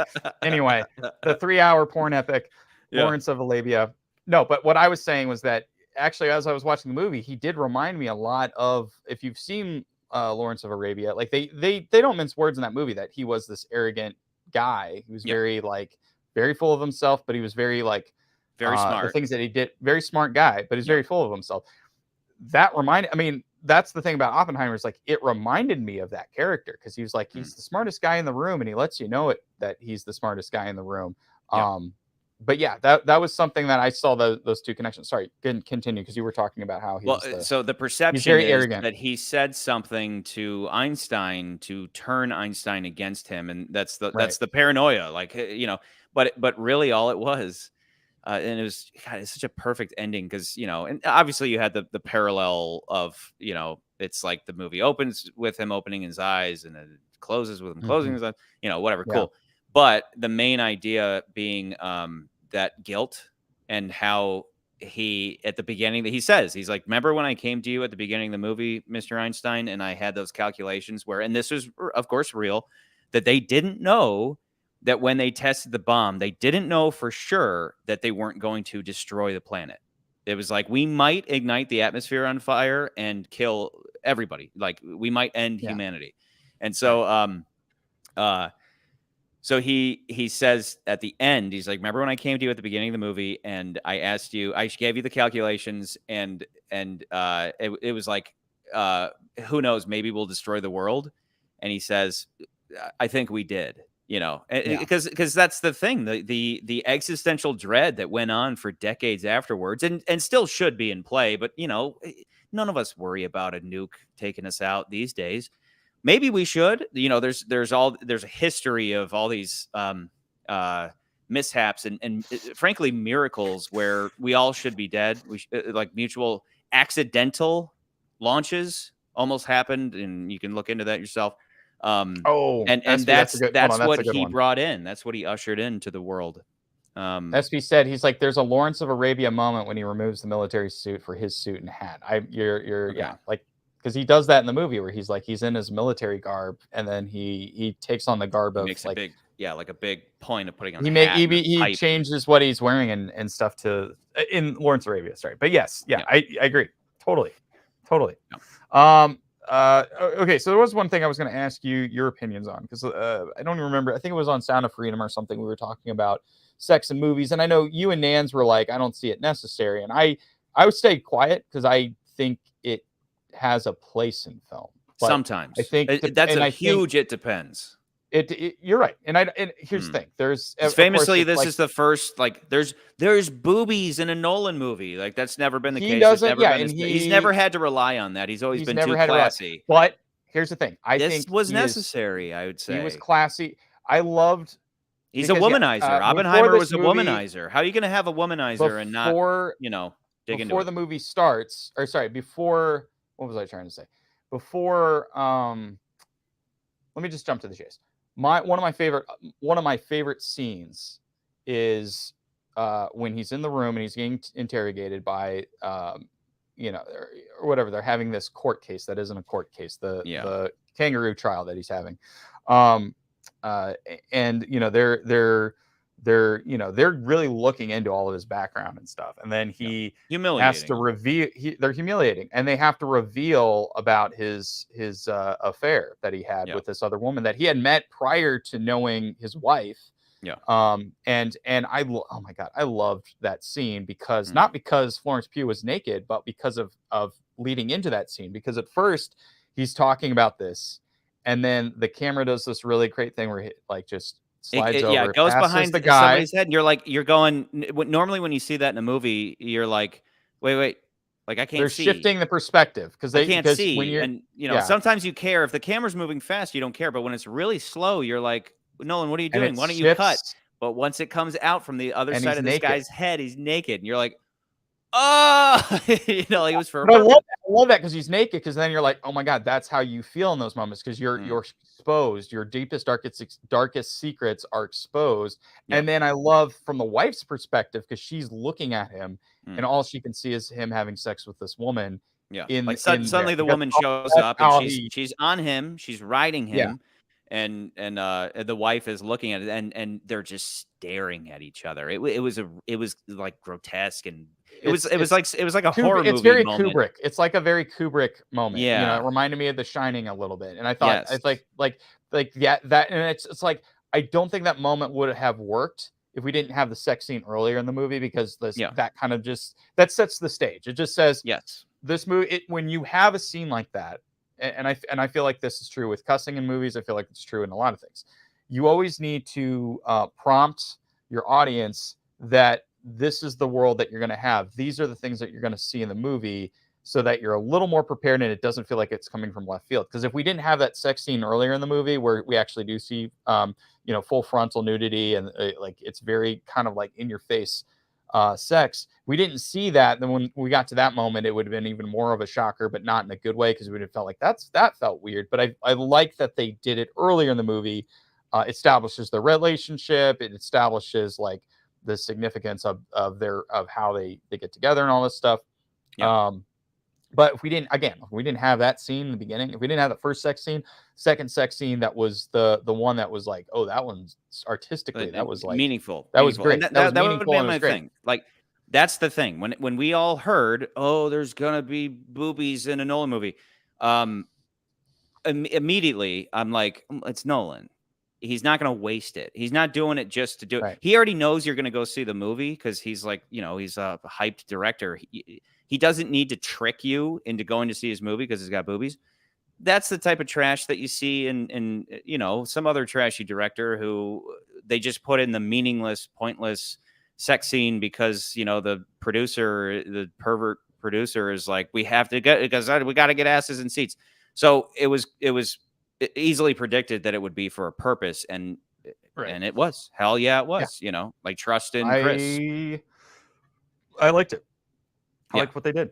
That was great for sure. Trying to think of other things to talk about with this movie. Yeah, but did I even finish my following bit about being duped, the protagonist being duped? I think I did. I think I got my point across about how I felt like this movie reminded me a lot of the following, towards that last half of the movie, or the last part. But I think I've talked about the movie enough there. I'm like, I think I want to rank this. And honestly, one quick question though, because forever you always heard about the idea of compartmentalization as applied to the Manhattan Project. Talk about that because I have no idea. Yeah, go ahead. Okay, because the whole thing, anytime I've ever heard it spoken of, the idea of compartmentalization is that you have like, take like a terrorist cell or something, and it's like, no, like maybe a few people know all the facts, but you split up enough stuff to kind of like spread out. Like, if one terrorist cell is taken down, they don't know enough to sell out all the other guys or whatever, right? You compartmentalize all the information. Like a visual representation of this would be, and speaking of Iron Man, speaking of Mr. Tony Stark in this movie, when he's taken by the terrorists and he's living in that cave, and he makes all those drawings. He makes a whole bunch of different drawings, but when you layer all the drawings on top of each other, the real design shows up. So you split them all up, you compartmentalize them, and nobody's going to find out that you're trying to build a super weapon. Same concept here. But there was consistently this joke kind of about, like, was it truly compartmentalized? And it's not like, there's two levels to it, because it's like, in the beginning, I was like, okay, wait, are they about to imply that nobody that came on knew that they were working towards a bomb, or what they're doing is that they're splitting up enough of it so that no one person can just be like, here's Soviets, here's the designs, but they all knew they were making a bomb. That's the question I have. Yeah, they all knew they were making a bomb. I don't think that's up for debate. I kind of thought that was, through my knowledge of it beforehand, was that maybe that was a possibility, that they would have some people. maybe that's true with like the refining plant, right? It's like, what do you do at the refining plant in Tennessee or whatever? We're enriching uranium. We don't know why. We're just doing it. That's compartmentalization. And so that's the fascinating stuff, seeing how they designed it. It's like like movies like this are so cool because it's there's a lot to talk about. Like the movie itself, I have one thing like, to talk about. The achievement of the movie, though, the achievement that this movie is only outshined by the actual achievement it's showcasing, where it's like, they gave this guy, which the whole thesis of the movie is that maybe he wasn't the best guy for the job on paper, but he was the best. He was the only guy for the job. Talk about that. I want to talk about that real quick. So there's something that I thought about as you were talking about compartmentalization and the spies and all that stuff, because that is a good chunk of the last half of the movie, right? So I did think about this after the fact, now that you're saying this, and I was like, okay, so there's the scene. One of the scenes in the movie, Matt Damon, he's the army general that was in charge of Los Alamos, that was corresponding with Oppenheimer during that, and they bring him in and they're questioning him because they're questioning, because basically all of that stuff is about, just so audience knows, all of that is for his security clearance that he had, like Oppenheimer had a very high security clearance for a very long time, even after the war, right? And then it gets revoked by Strauss, because Strauss is basically he's a baby, right? Yeah. But they bring him in as a witness to Oppenheimer. And of course, the question in very lawyery speak thing, it's like, was he the right person for the job? Does he fall under the guidelines for this? Because they're basically trying to make the case that he doesn't, because he has communist ties, right? Yeah, they say, would you hire him now? And he's like, and he says, because they're like, a law was passed, a regulation was passed, and he's like, well, that regulation didn't occur back when I hired him. Yes, but if you hired him today, would you still do it? And he's like, technically, I have to say no, I wouldn't. But this dude, no. But remember, he's awesome. Remember, I think, am I wrong in thinking that? Tell me if I'm wrong, but I do remember, like, he does show up early in the movie. That same scene, we see another version of that same scene, but we don't see the rest of it. So we see, like, up until a point where it's like he's saying no, I wouldn't hire him, and then like later it's revealed I wouldn't hire him, but. And then we see that the second part is like, but I wouldn't have hired any of those guys. I honestly don't remember, but I wouldn't be surprised. There's a connection between this movie now, and there's a connection with The Dark Knight and The Dark Knight Rises. Can you guess what that connection would be? Story-wise. Think about story. Don't think about the characters. The Dark Knight Rises. So think about, remember in The Dark Knight and The Dark Knight Rises, there's a part in The Dark Knight, because in that story, Commissioner Gordon, or Lieutenant Gordon, gets his own division to fight violent crime. He's supposed to chase after the Batman, because after the events of Batman Begins, he gets his own division. He moves up in the world because they have gotten rid of some of the corruption that was in the Gotham City Police, right? And in that movie, it's very kind of stated that he hired a bunch of dudes that were corrupt, right? He hired all these other police officers that were corrupt, that became his special unit. And you see why, because as the movie goes on, like, one of them is like, they were going to the mob chases after her because she's like, oh, they were getting to my hospital bill, so I had to do this thing for them. They forced me to do this. You find out one of the other guys, revealed something to the mob so that the Joker's plan could. So there's all these little pieces where you see where there was cracks in Gordon's unit, right? Yeah. And then the third movie, Bane reveals all this information to everybody. But like, there's a moment in Dark Knight Rises where, there's a moment in Dark Knight Rises where he's having a conversation with Nolan's version of Robin about like, why did you do this? And he's like, listen, I was fighting the mob. Like, he's telling him, look, dude, I was fighting the mob. You weren't there, you didn't have a bitch. Choice. Yeah. But he's also saying, but remember, he's saying, I didn't have a choice. I had to get the best. These were the best that I could get. And like, that's what I ended up with. So I had to use what I had at my, plunge your hands in the filth, But remember, this movie kind of is talking about a very similar theme, because that's something that Oppenheimer is telling the Americans. You say, look, the Germans' problem is that they have this, they're racist. They think quantum science is Jewish science. They because Yeah. of Hitler's That was wild. ideology, he won't he's not going to listen to a bunch of Jews who know all this science and that are very intelligent. But America, it's very different. We're going to want you want the best minds regardless of their backgrounds, right? I don't give a shit about like your thought process on government, on your political beliefs.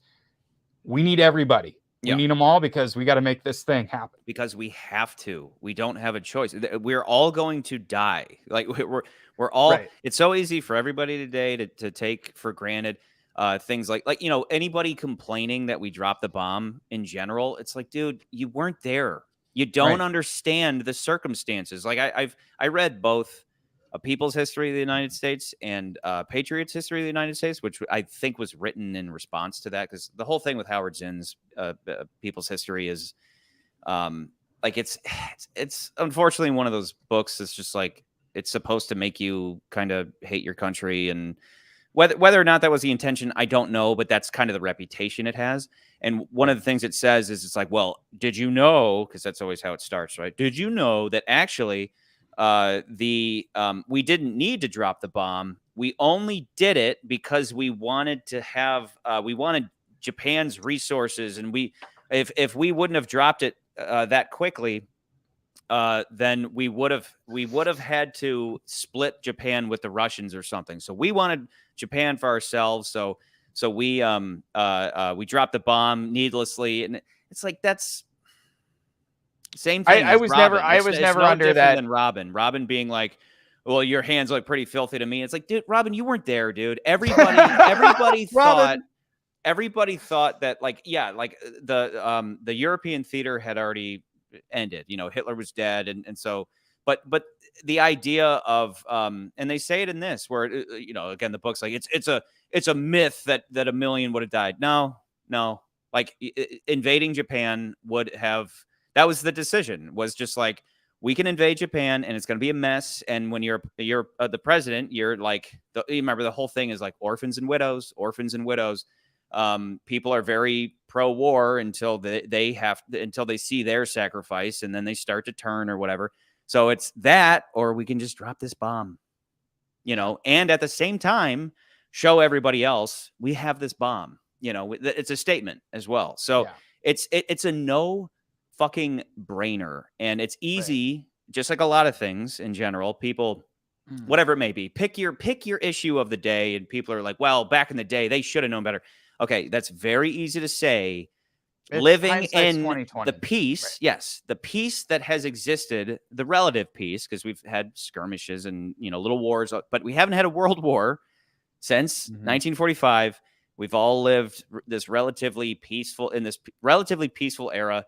And it's because of this. It is directly caused by this what we saw transpire in this movie, and so I think stories like this are important to put it in context. And you'll always have your people that are like, it's lies. It's not. Well, it's human nature, right? And I think this movie. This is opening up a whole other part of the story, but like we talked about communism in Tetris. This movie, I think, handles the communist elements in a very practical way, where I feel like, Tetris showed exactly. Tetris was let's go to the Soviet is just Union showing like what the problem is. Like Tetris has a very Dr. Zhivago way of showing the problems of Tetris. Like, so why doesn't Dr. communism Zhivago, work? It's another David Lean movie. You see how But with this movie, the movie doesn't pick a side. I think the overarching thing that people will point out with McCarthyism, and I think this to me is like the problems with McCarthyism, is and it shows in this movie, there's a difference between having a belief in something and being a part of an actual organization that is doing something, and also having a country where you should be able to believe whatever you want to believe in, whether your political views, whether it's my political views, your political views, and not be persecuted for those beliefs. Like and I think that's really like the message when it came to what was wrong with McCarthyism. And this movie does show that. I think it just does a great job of towing the line between just how it applied to him. Oppenheimer, but it's like Oppenheimer he was a sympathizer with communism, but at the end of the day, he was still an American. He still loved his country, and he wanted to do. He had his duty that he had. So I to read a do. couple of books on. I read the Right. Communist Manifesto. Whatever side you're on of whatever debate, you should be aware. You should be educated on all the things, and that's just the essence of that's the trouble, right? It's like, and I think I said this last night with Barbie, but I joked that I was like, guys, I know exactly how Oppenheimer felt. Well, what do you mean? Well, he's like, guys, just because some of my friends are communists and just because I've read some books, it doesn't mean I'm communist and that I'm a secret Soviet spy, And I was saying that in context of how, both Barbie and Sound of Freedom, I start talking about things specifically because I want it's not about like I believe this and everybody else should believe it. I have an honest, genuine obsession and fixation with the truth. That's all I'm ever doing. Anytime I'm watching a movie, consuming anything, dealing with this, podcast, anything. I'm constantly trying to pursue truth, and you do that by talking about ideas and everything. So, again, take like conspiracy theories. Just because I genuinely find them entertaining. Like, if you've ever gone to BitChute and watched like QAnon videos, I don't believe any of it, but it's the greatest fan fiction ever. So that's the thing. But when you bring it up, like I remember being in Chicago and I'd bring it up and people like, you can't talk about those. It's like, why not? That's like telling me I can't watch a movie, Well, the movie isn't real. Yeah, I know the movie's not real, but it's wildly interesting. So that was right. I resonated with that moment where it's like, guys, I have an intellectual interest in certain things, in be any ideology. Feminism is an ideology. Communism is an ideology, and you don't get anywhere if the discussion breaks down to you're just a bigot. No. We're here to communicate about these ideas. The trouble is that a lot of people get emotional and they want to shut the speech down. They're so uncomfortable that it's like we can't talk about these things, and that's what censorship is, and it's right. It's anti-podcasting, it's anti-intellectual, because and I've said this a million times.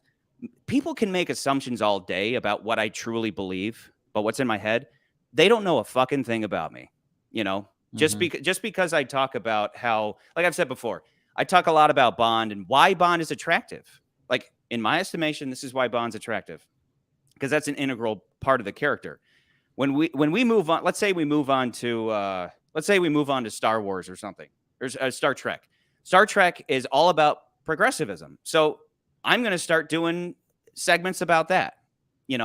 Anybody drawing conclusions about what my personal politics or beliefs are, I've never confirmed any of that. I've never said which side I'm on or any of that. That's all assumption. And that's the way it should be. I went through everywhere I've ever worked. I'll talk politics or I'll talk everything, but I talk about it in a vague way where it's just an intellectual exploration for the truth. That's why I like podcasting, because I like having these interesting discussions without, and that's Oppenheimer. I identified with the man so far as he's like, look, I read a lot of books. I read all the books. Like, literally, Oppenheimer reads everything. So I read the Hindu Bible. I learned Sanskrit so I could read it because I was interested in it. Does that make me a Hindu? No. I think one of my favorite favorite bits with that, though. I think one of my favorite bits was that, like, they definitely point fingers as far as like Oppenheimer had, it was like he has communist friends, and you're like, oh my god. But it's not like yesterday, guilty by association, Yeah, but it's the guilty by association thing. But like, yesterday you were talking about how like,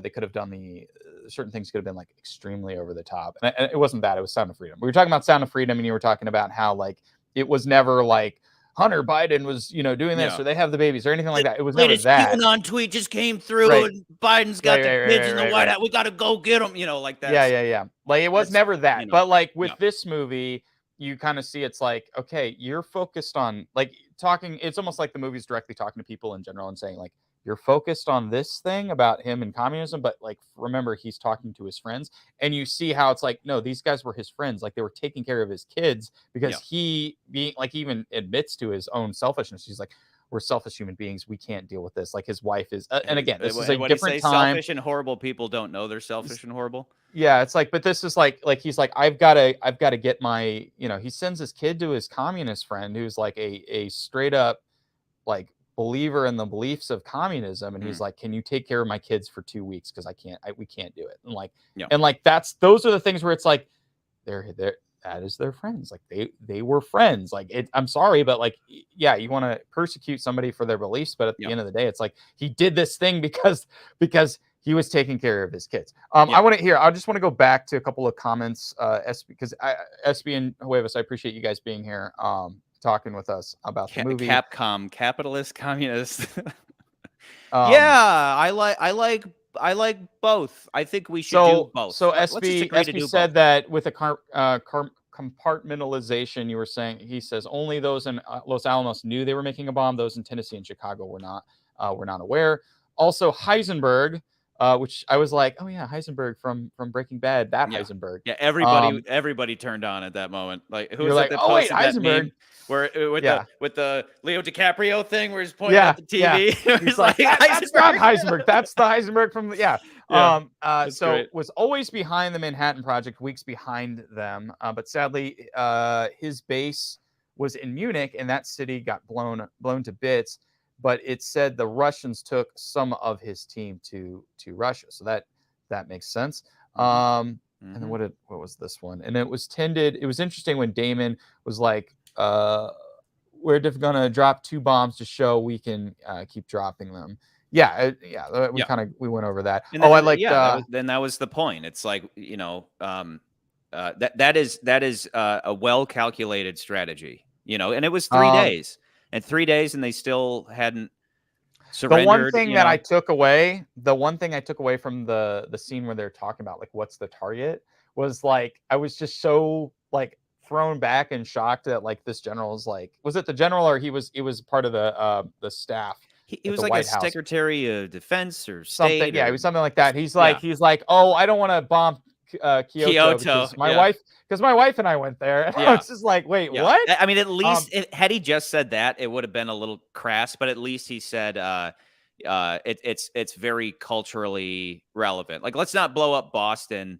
I'm not even. It kind of shows that the American let's blow up Indianapolis. I'll just throw my. They kind of had some kind of like thought process, and like, yes, we're gonna kill a bunch of people. It sounds horrible saying it. We're gonna kill a bunch of people, but like, let's at least not. Like, let's not blow up New York, because New York is destroy their culture valuable, or something like that. If you're taking over a country, it's kind of like what's been going on with like for however long it's been, like a year or so of the war in Ukraine. The argument from the get-go has been, if the Russians wanted to win, they would win tomorrow. If they truly wanted to, they could just carpet bomb the entire fucking country and they would win. It's David and Goliath.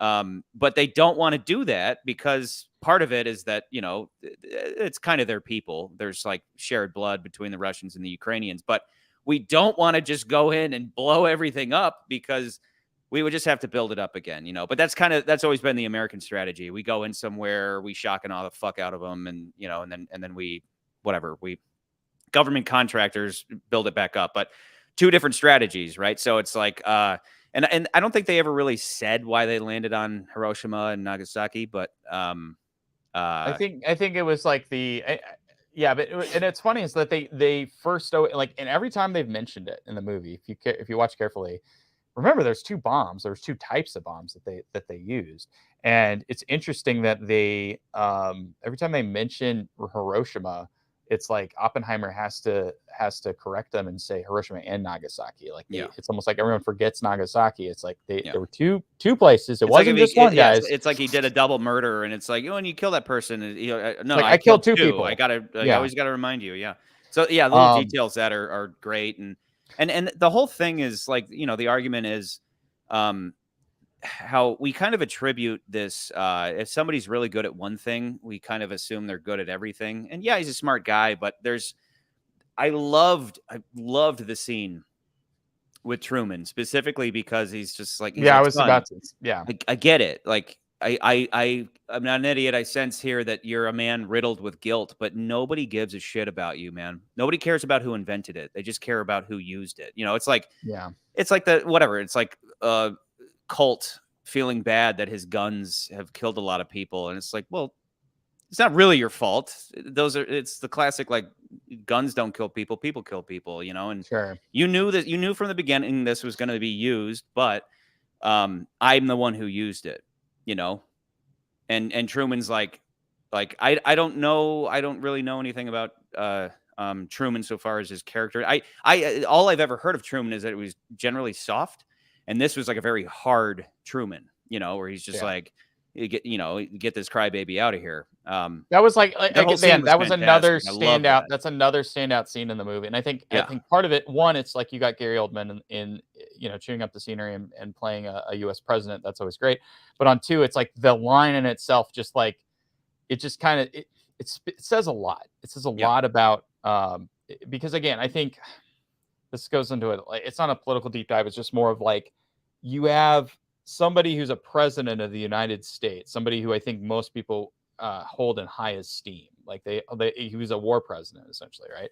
Yeah. And it was a war that like it's like people question the war in Iraq, people question the Vietnam War. World War II was not a war that people generally question because it brought on a bunch of different stuff.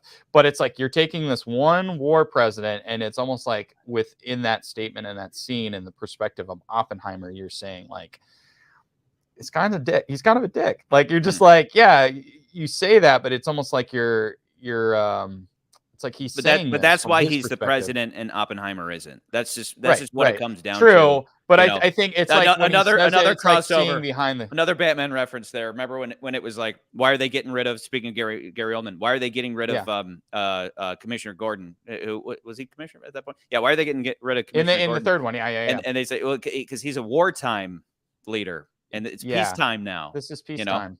Yeah. And that's the difference, right? And that's where this is one of those movies where it really showcases the nerds and the jocks, right? The nerds are like, we figured out how to do this thing called fission and fusion, and the jocks are like, yeah, could you wrap that up in a bomb so we can go beat the shit out? Like that's all of history. All of history is the nerds and the jocks. Yeah. And so you have Matt Damon running around with Oppenheimer, and it's the nerd and the jock. Waivos, what you said, like with no empathy. Yeah, it's the I think that's the point. That's the like, bottom that's line of the movie is that decision. I felt like like end of the day, it happened because it had to happen. Oh no, we're gonna hurt some people. It's like, this is wartime. Like it's again, so easy to say, well, maybe we shouldn't have done it. It's very easy to say that now, but it was necessary. You just wanted to do it so you could take Japan before the Russians could get it. Doesn't matter. Ultimately, that's a cherry on top compared to, and they really hammer it home where it's like, we get to bring our boys home. At the time, very important to everybody, Right. So I appreciate moments like that. SB, you're saying how naive he was, thinking that his science wasn't going to weaponize and use as a gun to the head to the entire world was an interesting watch. I yes and no. I think that like the movie, he's smart enough to really realize very quickly that once the scientists figure out how to break these atoms down, they're like, oh crap, like they're going to make this into a weapon. He was somebody's going to do it. But as far as what you're saying is the naive thing, it's like, yeah, he knows that, and we're going to do it. But as far as like the implications farther in the future, yeah, you're right. He's I feel like he's definitely naive there. The Prometheus thing, we talked about that. It's great. And then I went on. What did he say? I think I got another scene. He was doing that. Another scene that I really liked was when they introduced the idea of the H bomb, where Why don't we? Because what was his accent again? Like we do instead we do hydrogen instead of, because I thought, and that was cool. I thought he was a Russian. Hold on, let me look at the characters. Edward he Teller. I thought he was Russian, and I thought Polish? Because the movie, maybe it was Polish. I think the movie really points fingers towards him, like. Okay, so it says. I think Teller, he went on to Hungarian American. So he was a Hungarian American theoretical physicist. But The I think he father went of on the to hydrogen bomb. exactly, Is what he was exactly. called. Yeah. That's why obviously Because that's why they give him but that the scene. movie kind of does like this thing where because again, like I went into this movie knowing nothing. Like I know the names of these things. I knew what Los Alamos was. I kind of knew what Manhattan Project was. I don't know how all this stuff was played out. I didn't understand. Dr. Manhattan, Yeah, right. I didn't know the all blue that guy. stuff. Yeah, I didn't know any of that stuff. But I did know, like, I kind of had like just a vague idea. I was like, okay, I kind of get what's going on here. But the movie kind of plays it where it's like you think he's the Russian for a while, like you think he's the spy for a while. And that was the sense I got. I felt like the movie was trying to hinting to make you think, oh, he's the spy. And it was like they were kind of pointing their fingers at him, and then you find out later that this other guy that he brought on was actually the spy. He was the person that like revealed things to the Russians, and you're like, oh wait, what? Yeah. But then you find out at the very end, like I also liked how like he kind of talked badly about his friend, and his wife never forgave him for it. You know, his wife like even at that the ceremony scene that takes place probably farther into the future. You know, he comes to give him a handshake, and his wife refuses it. But yeah, my assumption was that Hans Zimmer did the soundtrack as usual, but I didn't catch his name. I'm just assuming, but based off this, what SB just said, how you could hear in the soundtrack, you could hear a Geiger counter. So I was just like, that's Hans would do that. He's done that for every Nolan movie. He's like, I think. Can I do German? Whatever. I'm going to take this sound effect that is like integral to the story, and I'm going to shove it into the soundtrack. Yeah, it's not him. Hans Zimmer did not do the music for this. It was so you have Wally Pfister, who shot all of Nolan's movies up to, I don't know, maybe Inception or something, and then went off and tried to make his own. He did Dark Knight Rises, and then I think hold on,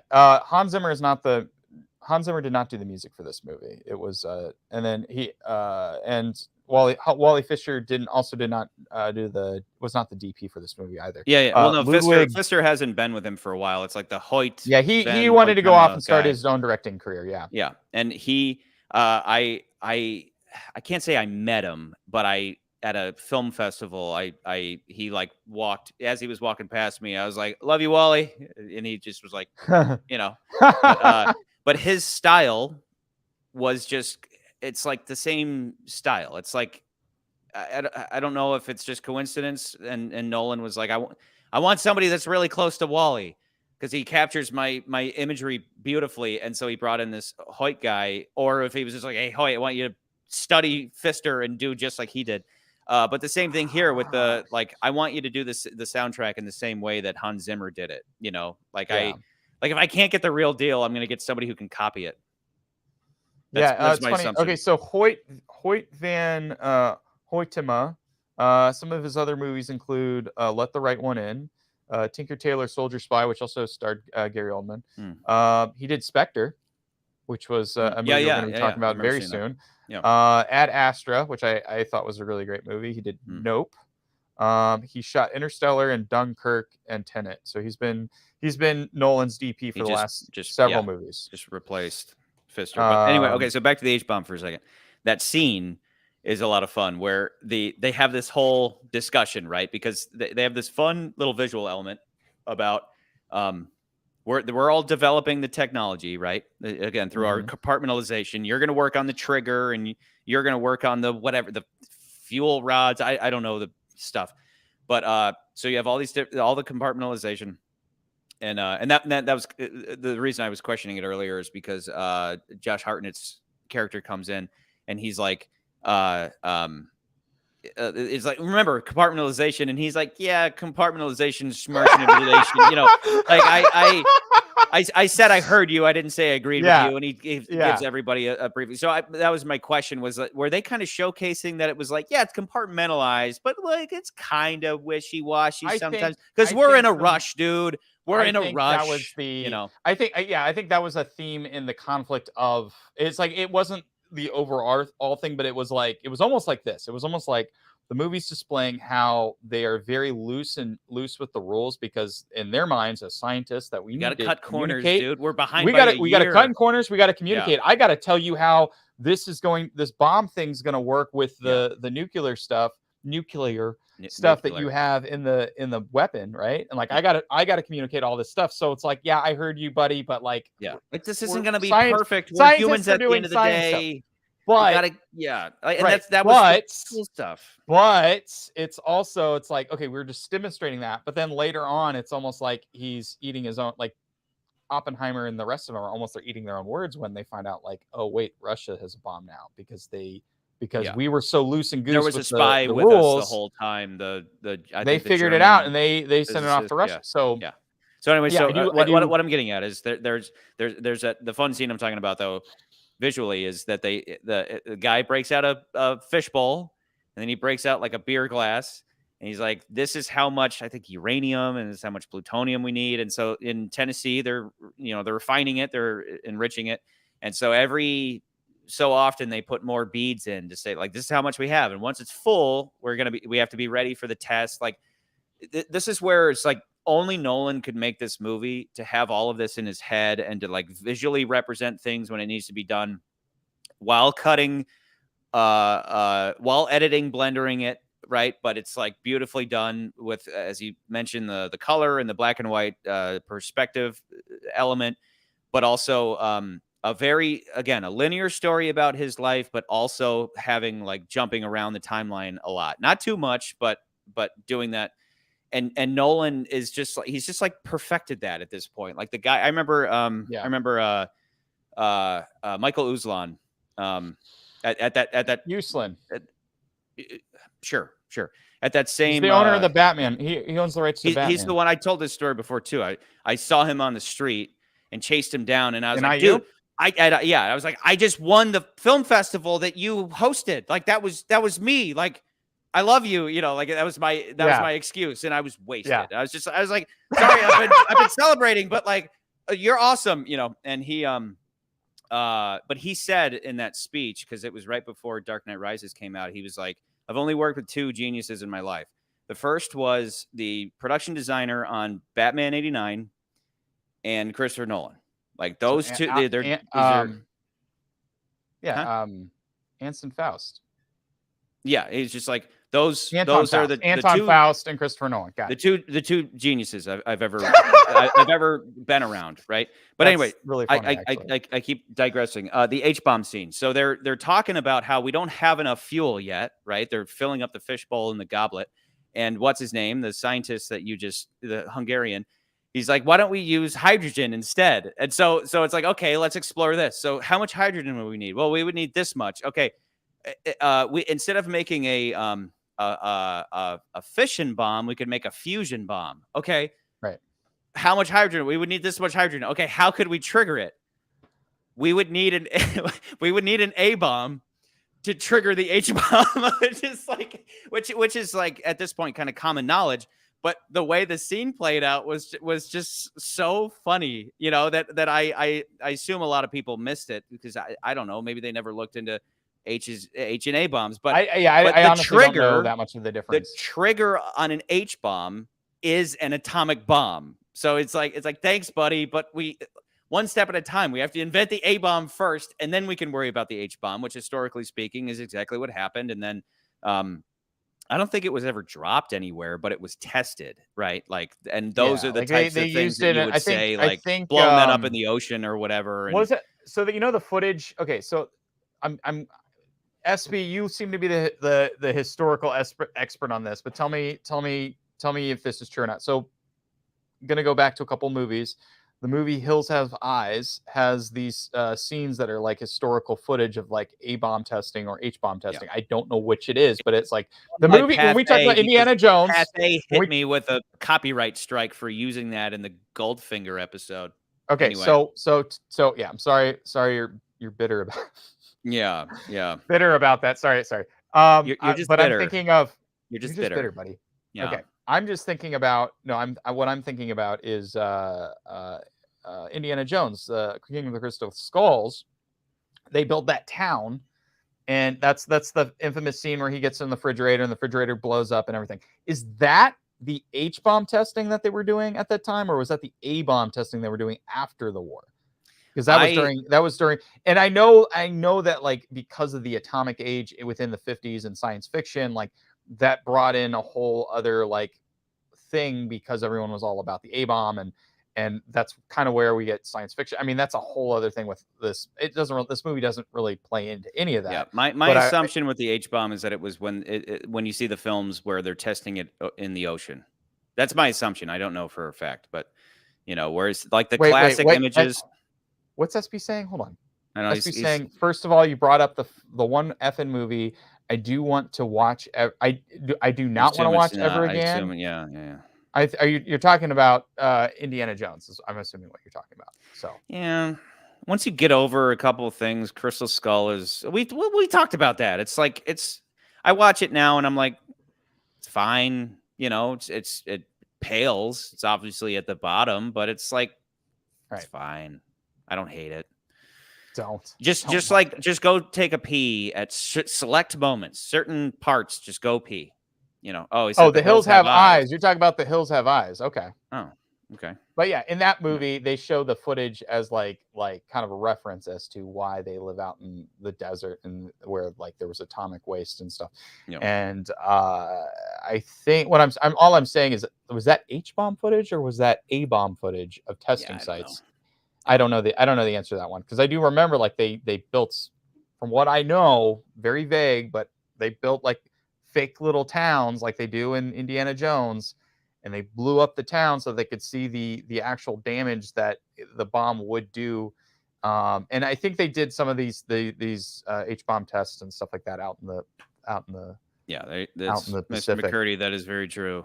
He had that sign on, famously he had that sign on his desk, "The buck stops here," on Truman's desk. And speaking of which, I was just thinking of another moment where he's like, so, because he's like, "Oppenheimer, been dying to meet you. Like, let's chat." And quickly they realize that they're very different people. And he says, "What do you think we should do with Los Alamos?" He says, "I don't know, give it back to the Indians." And Truman just stares at him. And I kind of chuckled, because my first thought went to a bunch of Indians showing up on irradiated land, and I was like, no, don't do that, Oppenheimer. But I know that's not Los Alamos. Los Alamos is a city, but like that was my first thought. Was like, wait, you want to send them to where it's radioactive? But but he and then that's when he's just like, he just kind of stares at him, and he's like, no, we need to build this up. Like, we need to build Los Alamos up, and we need to keep, we need the H-bomb, we need all the bombs, Yeah. But yeah, the Pacific, I think, was that makes that's my thought, but I don't know. Yeah. So going to this. Yeah. I'm just gonna say it. I think it's number one. John Wick was better. John Wick was so. Was it? I'm gonna say it's number one. Come on, below the Flash. Meet me halfway below the Flash. No, I think like I said, the movie ended, and I was like, that's number one. It's obviously number one. I been thinking about it all day, and when did I see it? Did I see it yesterday? But yeah, before Barbie. But no, I saw it Friday. Yeah, I saw it before. I saw it just before our. I saw Barbie, and then the next day, I was just like depressed after watching Barbie. I was in so much pain, like just everything hurt. It really felt like torture. But then going into this, I was like, please cure me. Like I don't want Barbenheimer. I just want Oppenheimer. And I came out of it, and I was just like, wow, I didn't even think about Barbie for 3 hours. What was the runtime on this, by the way? This is 3 hours straight. I think it's like almost perfect 3 hours. Okay, interesting. Because Barbie's like 2 hours. Barbie, I think, was like 2:15. This is 3. So Barbie felt like 5 hours. Like I didn't. We disagree. I don't think Barbie's as bad as you're saying. It left a sour taste in my mouth. It wasn't. It wasn't excruciatingly painful. But Oppenheimer. I left the theater, and I'm like, okay. I always harp on craftsmanship in these films, and I think this movie excels in that. Yes, I also think it's just a better like if I'm comparing it with Beau Is Afraid, both are very good movies. Beau Is Afraid has like this overarching life lesson thing, and it's more of a dream nightmare type movie. Yeah. This movie is about real life. This movie's about like this. Take all the great things about some of these movies on the list, like even Air, which is a movie about people talking in rooms and developing stuff. Movies like Tetris is about like the creation of something and people getting away with stuff. Mission Impossible is about like a group of people, creating getting past an impossible mission. I know Guardians is about family. There's elements of family in this movie, but it's not like the focus isn't about family in this movie. But yeah, when I think about this movie, I'm just like, damn it, Nolan, you did like I would not be surprised if he got Best Picture and Best Director this year. As somebody said, as of right now, that would be justice. That would be like the guy. As of right now, I haven't seen Scorsese. Obviously, we haven't seen Scorsese's movie. We have half the year left. Yeah. But right now, only halfway, this is the best movie I've seen this year. Yeah, and so in looking at the top three, it's like, it just in terms of scope and brilliance, it obviously beats out Infinity Pool, which again for me, I love. It's one of those that I walked out with like a joyous headache about like that was incredibly meaningful, dark but incredibly meaningful. Beau Is Afraid was that times 10, where I'm walking out of it and I was just like, I felt high for hours. Like, Right. It took a while to come down from that, but both of them still kind of, they do technically have a couple of, as we talked about in those reviews, they have select moments, not many and not any that really break the film, but they have moments where they're really playing with reality to the point where, like giant dick monster in the attic and things that aren't bad. Other people might say that those are bad or that didn't make sense or whatever, but the crazy abstract stuff, or even like a 20-minute scene where we're going through a play that's all about what it is like to live life once you leave your parents or whatever, right? Which is what the whole movie is about an overbearing mother. Like, what if your overbearing single mother was so rich and powerful that even if you left the home, you would have to go to another planet to get away from her, and she's secretly controlling your entire life. Yeah, Jewish Lord of the Rings. And so those movies are like Nan's at some point brought up like rewatchability. Some movies rewatchability is bullshit. Sometimes rewatchability is a good argument. Other times it's bullshit. Like Sound of Freedom is a good movie. I don't want to watch it again. It's fucking disturbing. It's like, hey guys, it's Sunday night. You want to pop in Schindler's List? Hey, it's Friday night. We should watch A Passion of the Christ. No. I think it's a good movie, but rewatchability doesn't apply to stuff like that. The only thing I would I'm gonna just I should have said this when we talked about Sound of Freedom, but I'm thinking about it now. I think the only reason why you would want to rewatch Schindler's List is at least it's attached to a filmmaker that you could study his work and learn from that. Whereas I feel like Sound of Freedom doesn't have anything to learn as far as the filmmaking goes. Yeah. That's all I'm going to say with that. But back to, so SB said, I think you'll have to debate what makes Beau Is Afraid more personal, what Oppie was going through, and one highlights, is it better? I guess. I think when it comes to Beau Is Afraid is a over the top, in the same respect as Barbie was, a very farcical, wild ride, dreamlike type thing. It is wild a nightmare movie. Yeah, and it's like it is a trying to bathtub scene is like my favorite scene of the year. It's a fun movie. It's the bathtub a fun movie scene to watch. Yeah, right. It has its moments where I feel like it's fun because it's weird and it's like it's funny, but it's also scary. It's also dark, but it's also light. Like it has all those complexities. So it's like I think Ari Aster is a great filmmaker, but with this movie, it's like it's just a very extremely well crafted story about a real person. It doesn't pull weird punches other than outside of timeline stretch, like changing the timeline as far as the edit of when you're focused and like the objective versus subjective points of view in the film. Like those moments, but like the movie leaves you on like the last. Okay, so Beau Is Afraid leaves you on a scene where he dies, and then you're just there sitting there and you're like, what did I just watch? This movie leaves you on a really good, like, it's not a good note, but it is a very like it is the completion of the theme. It's the completion of it's like if the whole movie is perfect. It opens up with fire And the quote about Prometheus, right? Like he stole fire from the gods and was punished. The whole thing with Prometheus, for anybody unaware, you should all be aware of this shit. But he was chained to a rock, and every day a bird would peck out his liver. I believe that was the long and short of his punishment. But this opens with that, and then you have reference of like you're the American Prometheus, and then but it closes with that where he's again it's remember when I told you we might destroy the world? Well, I think we did. And it's like beginning to end perfect, as well as the opening and closing of the eyes. But all in all, thematically perfect. And also just both movies are ridiculously long. Like both of those movies are ridiculously long movies. Yeah. They both have very for a distinct purpose. They both have, like, Beau Is Afraid. The one thing we said is that it's a movie with 4 parts. Like, it's a very distinct 4-part movie. Yeah. This movie is a movie with kind of, in my view, it's like a very distinct beginning, middle, and end. Like, because it's broken down by hour almost. Like, you're like, this hour, this happens. By this hour, this happens. And then by this hour, this is happening. Yeah. So, like, the movies are kind of very well broken down in those regards. But I think another reason why I would say this movie outshines Beau Is Afraid is, like, the reasons why I say like this movie's better than other movies that doesn't regard the story. It's like, think about the acting. Like, there are so many great, like, it's like Air on crack, right? Like Air was a very well acted movie. It has a very great, is a very well rounded cast. Everybody, as you've said repeatedly, there's always the movie that's really, it's like acting the movie. Like you're there for the performances, but the story is lackluster. And like Fences is the classic example.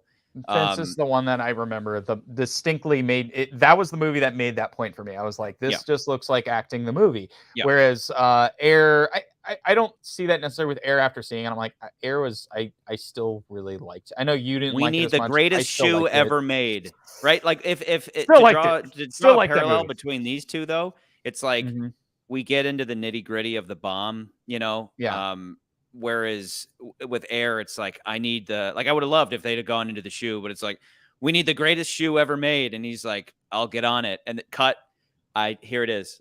It's like he rolled up to a McDonald's and just said, like, I'll take one perfect shoe, please. And they're just like, here you go. We got the perfect shoe. Okay. Louis B actually brings up a interesting point because of something that I wanted to talk about this. Yeah.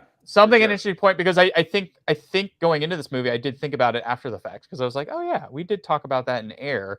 Or when it wasn't Air, there was another movie that we were arguing about, and I remember it was like, why didn't? Oh no, I think it was Air, but I think there was another one I can't remember off the top of my head. But basically, arguing the facts, like, okay, so you got a movie about the war. But we never see the war. We never see the bombs being dropped. And I feel like, again, this movie at least gives a really straight answer as to why it does that. Because one, this movie is only in the perspective of Oppenheimer. Yeah.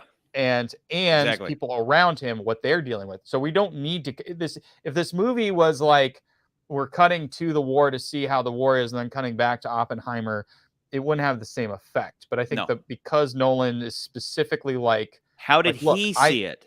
How did he see it? Well, he didn't see it. He just heard about it over the radio, and that's where it's like, good call, perfect call. The IMAXers are, I wanted to see more explosion. There was only one explosion in this movie, but yes, 100% perfect call. Totally understood, and that's why, again, in the it was Air. I think we talked about in Air, though. It was like we never saw Michael Jordan. We never saw. And again, I think at least I think with Air, it was, I think in Air, like, I know you questioned it, but I think like in Air, their perspective is like, well, it's not about Michael Jordan. It's about the people behind the shoe that made Michael Jordan great. But he's like a part of that story. But so it's like it's kind of like amped things up, though. It would have been a little more emotionally effective.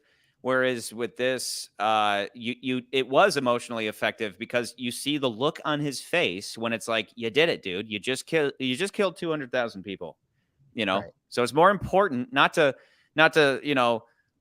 cut to a bunch of Japanese people running, with fire behind them and all that. I mean, okay, case in point, even when they're in that briefing, and they're seeing all the slides, and there's a narrator who's like, yeah, in this shot you can see this little boy's face is burnt off. Like they're describing the horror, right? Right. And we're not seeing it. We're just seeing him as he's hearing it. Same concept, right? Because it's about him with his whole Promethean complex thing. So these are all good calls. Other people might, this is I want an action movie where I want to see people screaming like Godzilla's chasing them. No. This movie's too good for that. And it's end of the day, it's not a movie called A-Bomb. It's not a movie called Hiroshima.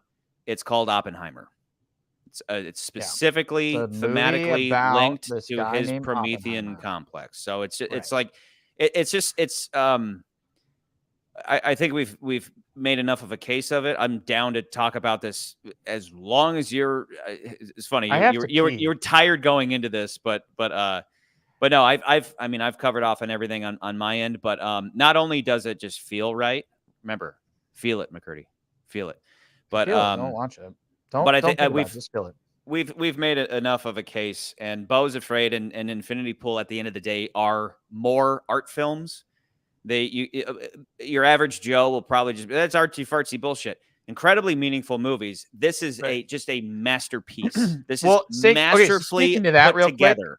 Speaking to that real quick, though, what you're just saying about Beau Is Afraid and Infinity War are more artsy movies. I think Nolan is one of the few filmmakers. Again, he is like the modern auteur filmmaker, like Scorsese or Kubrick or Hitchcock or any of those people.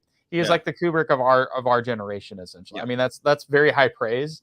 But I mean, it's when you look at his filmography and how it is usually critically acclaimed, and it's like that kind of makes sense. His process is all of that very right, where it's just like Kubrick was obsessed. The guy was obsessed. Nolan is obsessed. I will say this. I think he is one of the great thing about Nolan that he does really well is he is one of the few filmmakers that can take complex ideas that are more like ideological and you have to really like think about them and put them in movies that are super accessible to just everybody. And he was the blockbuster. Yeah, this isn't a blockbuster, but he was the blockbuster guy for years. Yeah, but he's not like, it's not like a straight just blockbuster. It's not just a fun movie that you go see. There's like complex ideas behind the movie, like behind the action, essentially. So like when you get movies like of course, like The Dark Knight or Batman Begins, it's like there's these deep-rooted themes and things that they're talking about, but it's in a Batman movie. It's in a superhero movie. Chaos and order, and you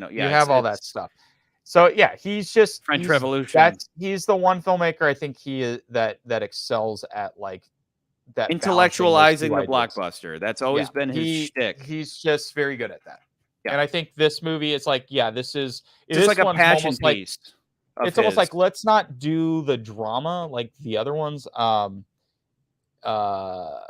This one's like, let's not do the blockbuster. Let's do the drama film and see what happens. And like, that's what happens. Okay. Nan's had something really quick. He said, I personally would have been happier if they spent more time shedding light on Oppenheimer's upbringing and educational endeavors to figure out these theoretical physics thoughts he had, but couldn't. The one thing I'll say to that, Nans, is I will say, and again, I had to check in on this after the fact. I wasn't really sure his upbringing because I didn't realize, and maybe I missed it, but I didn't know that he was born in America because he has an accent throughout the entire film, and even in real life he did. But I was just like, wait, is he American? Because I wasn't sure if he was like German, came over to America, became an American citizen, and then created the bomb.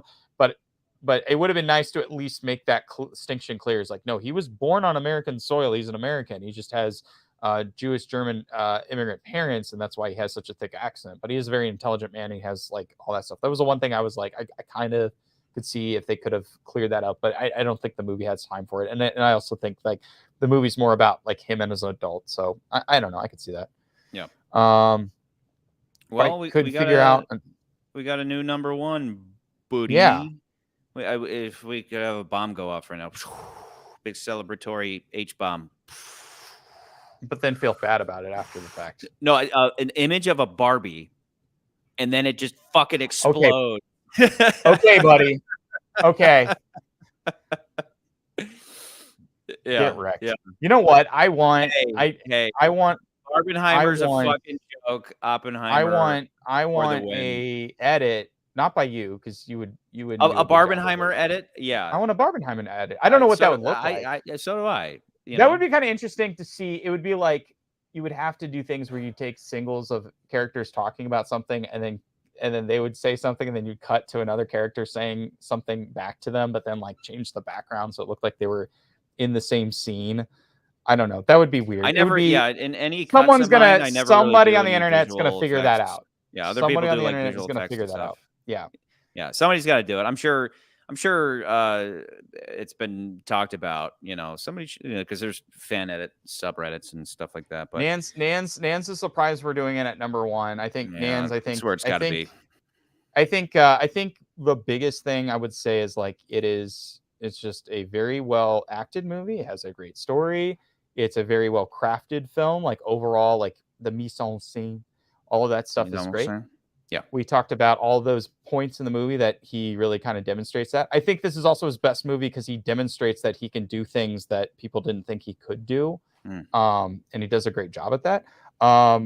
But yeah, and I think that at the end of the day, it's like this movie is also more accessible than Beau Is Afraid and Infinity Pool for like a regular audience. I think most people could go into this and they could be like, oh, okay. Like they could follow this a little bit. This is like if for example, Saving Private Ryan came out and it's like, well, what's number 1, Infinity Pool or Saving Private? It's Saving Private Ryan.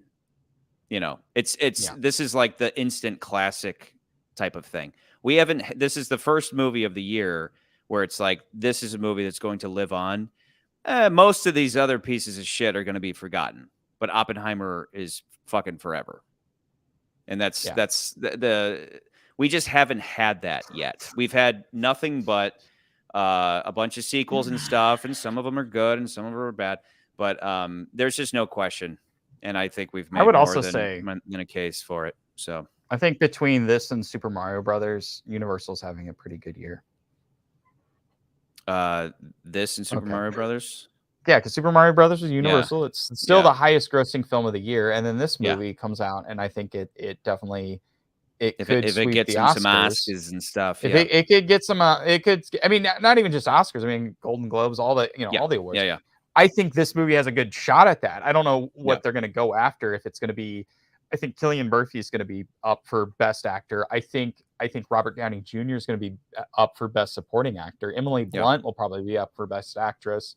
Or Best Supporting Actress. I think that's how that works. And then because it's not like take something like Lord of the Rings. It gets all of the technical awards. It didn't get a single acting award. Will also This is one of those that'll get both. This is just one thing we didn't talk about. Everything. I wanted to talk about one of the things I want to talk about because we were talking about the awards and you were talking about technical awards and I completely forgot about it. And SB, we'll talk about the comment in just a second. The sound in this movie is incredible. Like it does such a great job use of sound. I had somebody, I saw it. Like I wish Nance was here because we could like talk about how great Dolby theaters are and how amazing this is.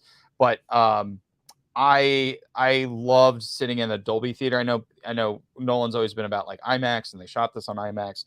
But the one thing I love about Dolby is they use like this incredible sound system and the movie doesn't sound like shit like a lot of other theaters do.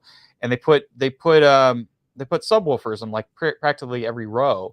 So you really feel this movie. And so when you're sitting there and there's a bomb going off and you feel you feel like you're there. There was a guy sitting next to me that was doing this like half the time in the movie. Yeah. I think SB, you're alluding to the fact that you think the movie uses a good use of sound. Is that correct? I could see why people would say they don't because Nolan typically does this thing where his sound mixes not catered to the dialogue. It's more catered to the feel of what's going on. And so people are always like, wait, what did that person say? Yeah. I was born in the book. Like you have those moments. Yeah. Okay. And then I remember thinking like it just in terms of the movie itself, though, like take the moment with the bomb, obviously a highlight. My assumption is that it was the midpoint, but I'm not sure. It might have been that there's I kind of expected because it's IMAX. I kind of expected there to be like a that exactly what your mind goes to, where it would be that wide shot and you would see it like it all lead up to. But no. It's again, it's from Oppenheimer's perspective. as he's looking through this whole, and the way that it's built up to where like, there's a storm going on. Like it's one of these movies that just showcases that all of this was a miracle. This is why people say things like God was on our side. When people win a war, they're like, well, God was on our side. And that is a more complex statement than just superstition or whatever.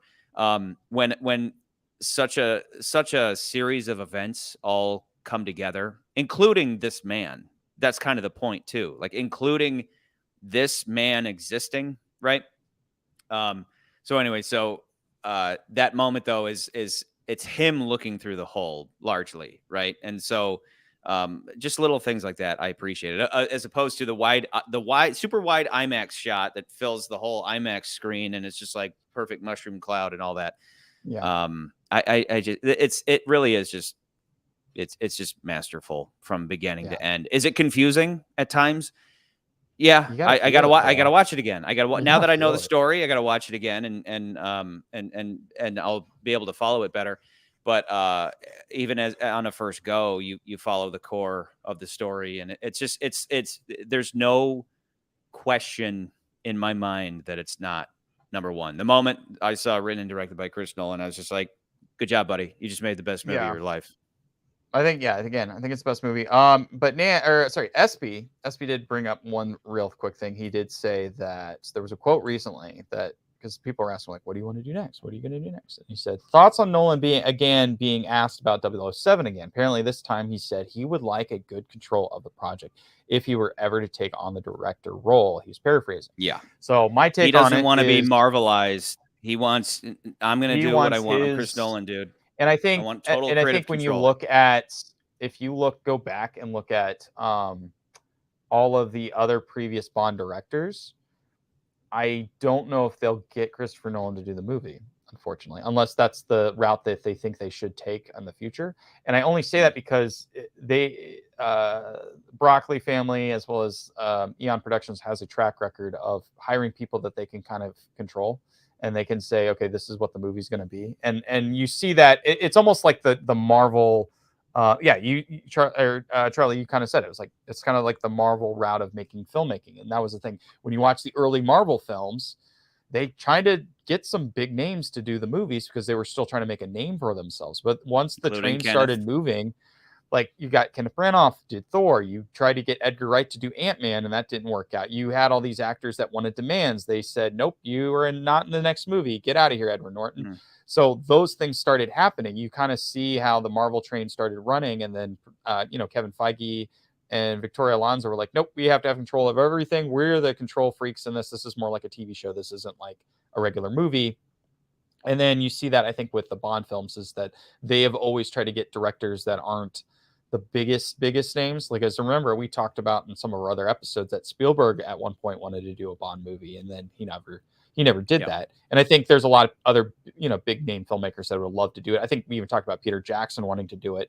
And, Jackson only off before he did Lord of the Rings was a kind of approach to it. But I think Jackson now it's like, I'm too, he said, I think it was World Is Not Enough, but he was like quoted and saying, it was like, I'm too big of a name now to do these movies. And I think that's the problem with, I think that's why Nolan had to state that and say, like, look, I'd love to do it, but it's not going to be what you're used to. My way or the I'm going to run the show. Yeah.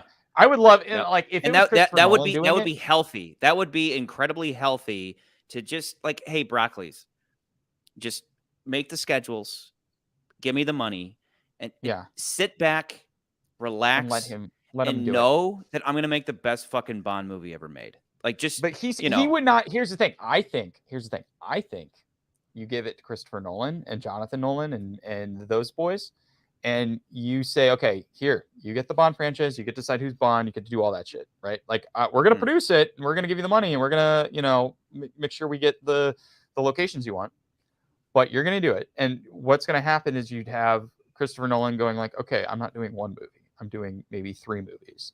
And a lot of the issues that you and I are going to start arguing and talking about with the next 3 films that we still have yet to talk about, Well, I would say the entire Daniel Craig era of Bond, if I'm being really honest.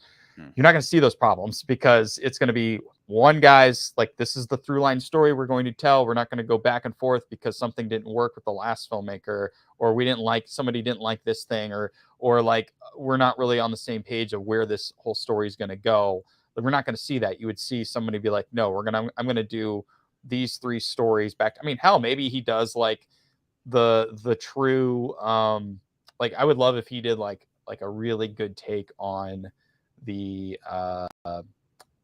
Blofeld trilogy in the books, right? Like he does Honor Majesty's Secret Service, he does You Only Live Twice, and is it Diamonds Are Forever is in that trilogy, or am I thinking there's another one in the book trilogy? Yeah.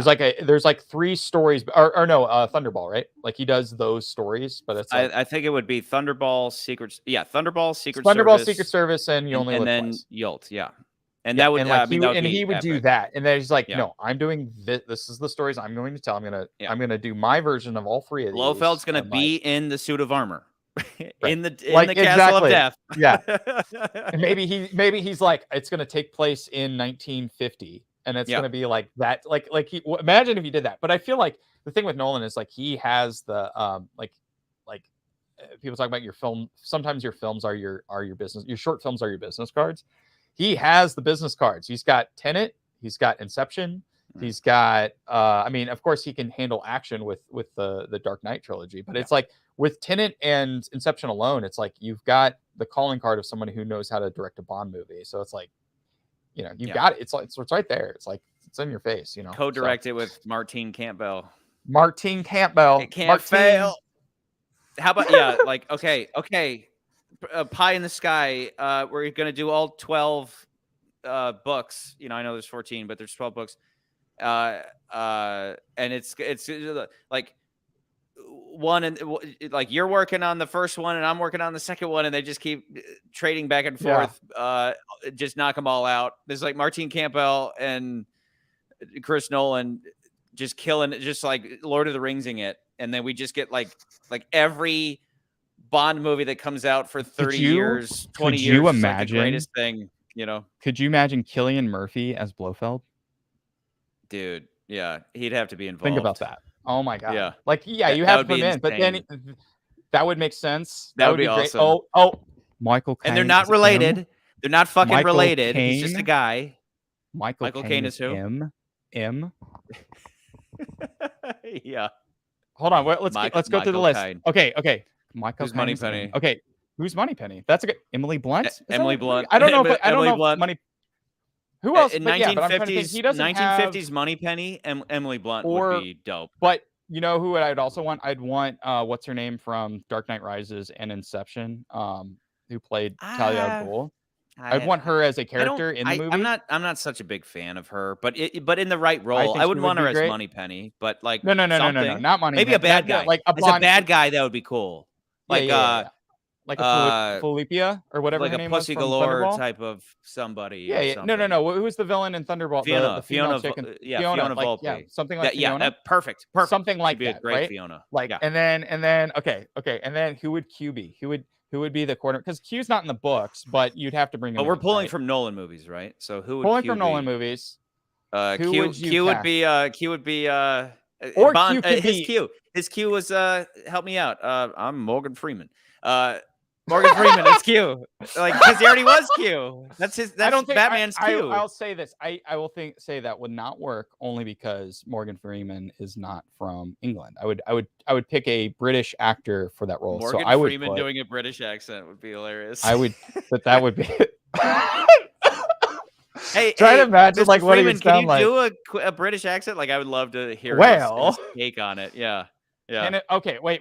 Okay, I hold on. I reversed my selections for M. I would not put M. I would make M would be Kenneth Branagh. That's a good choice. That's a great choice. And then I would make M. I would make Q Michael Caine. Michael Caine. I'd make Q Michael Caine. He's almost too cool. But I got another one. I'd take it. Who would be Bond? I got another one. Everybody wants to know who would be Bond. Okay, who would be Bonds? From this whole cast. I don't. Ooh, from this cast, just No, okay. like any Nolan movie. Harry Any Nolan Styles. movie. Harry Styles. Harry Styles, yeah, man. Yeah, or Drake There and you Josh go. guy. No, I put Robert. I know this. I know that's too on the nose because he already played Batman. I'd do Robert Pattinson. Oh wait, Robin Pattinson's not British. No wait, he is British. He is British. He is British, right? Yeah. He would. I would would say maybe Robert Pattinson. I'd take it. I'd do I'd that. take it. Yeah. I would. I sincerely like him. I think Tom he's Hardy one of would those be a guys good that's like, villain. I paid my dues with these fucking vampire movies. Is Aaron Tyler Johnson? Is he British? I don't know. It's hard these days to know because they immediately get their. It's like if you want to have a career, you got to learn that American accent.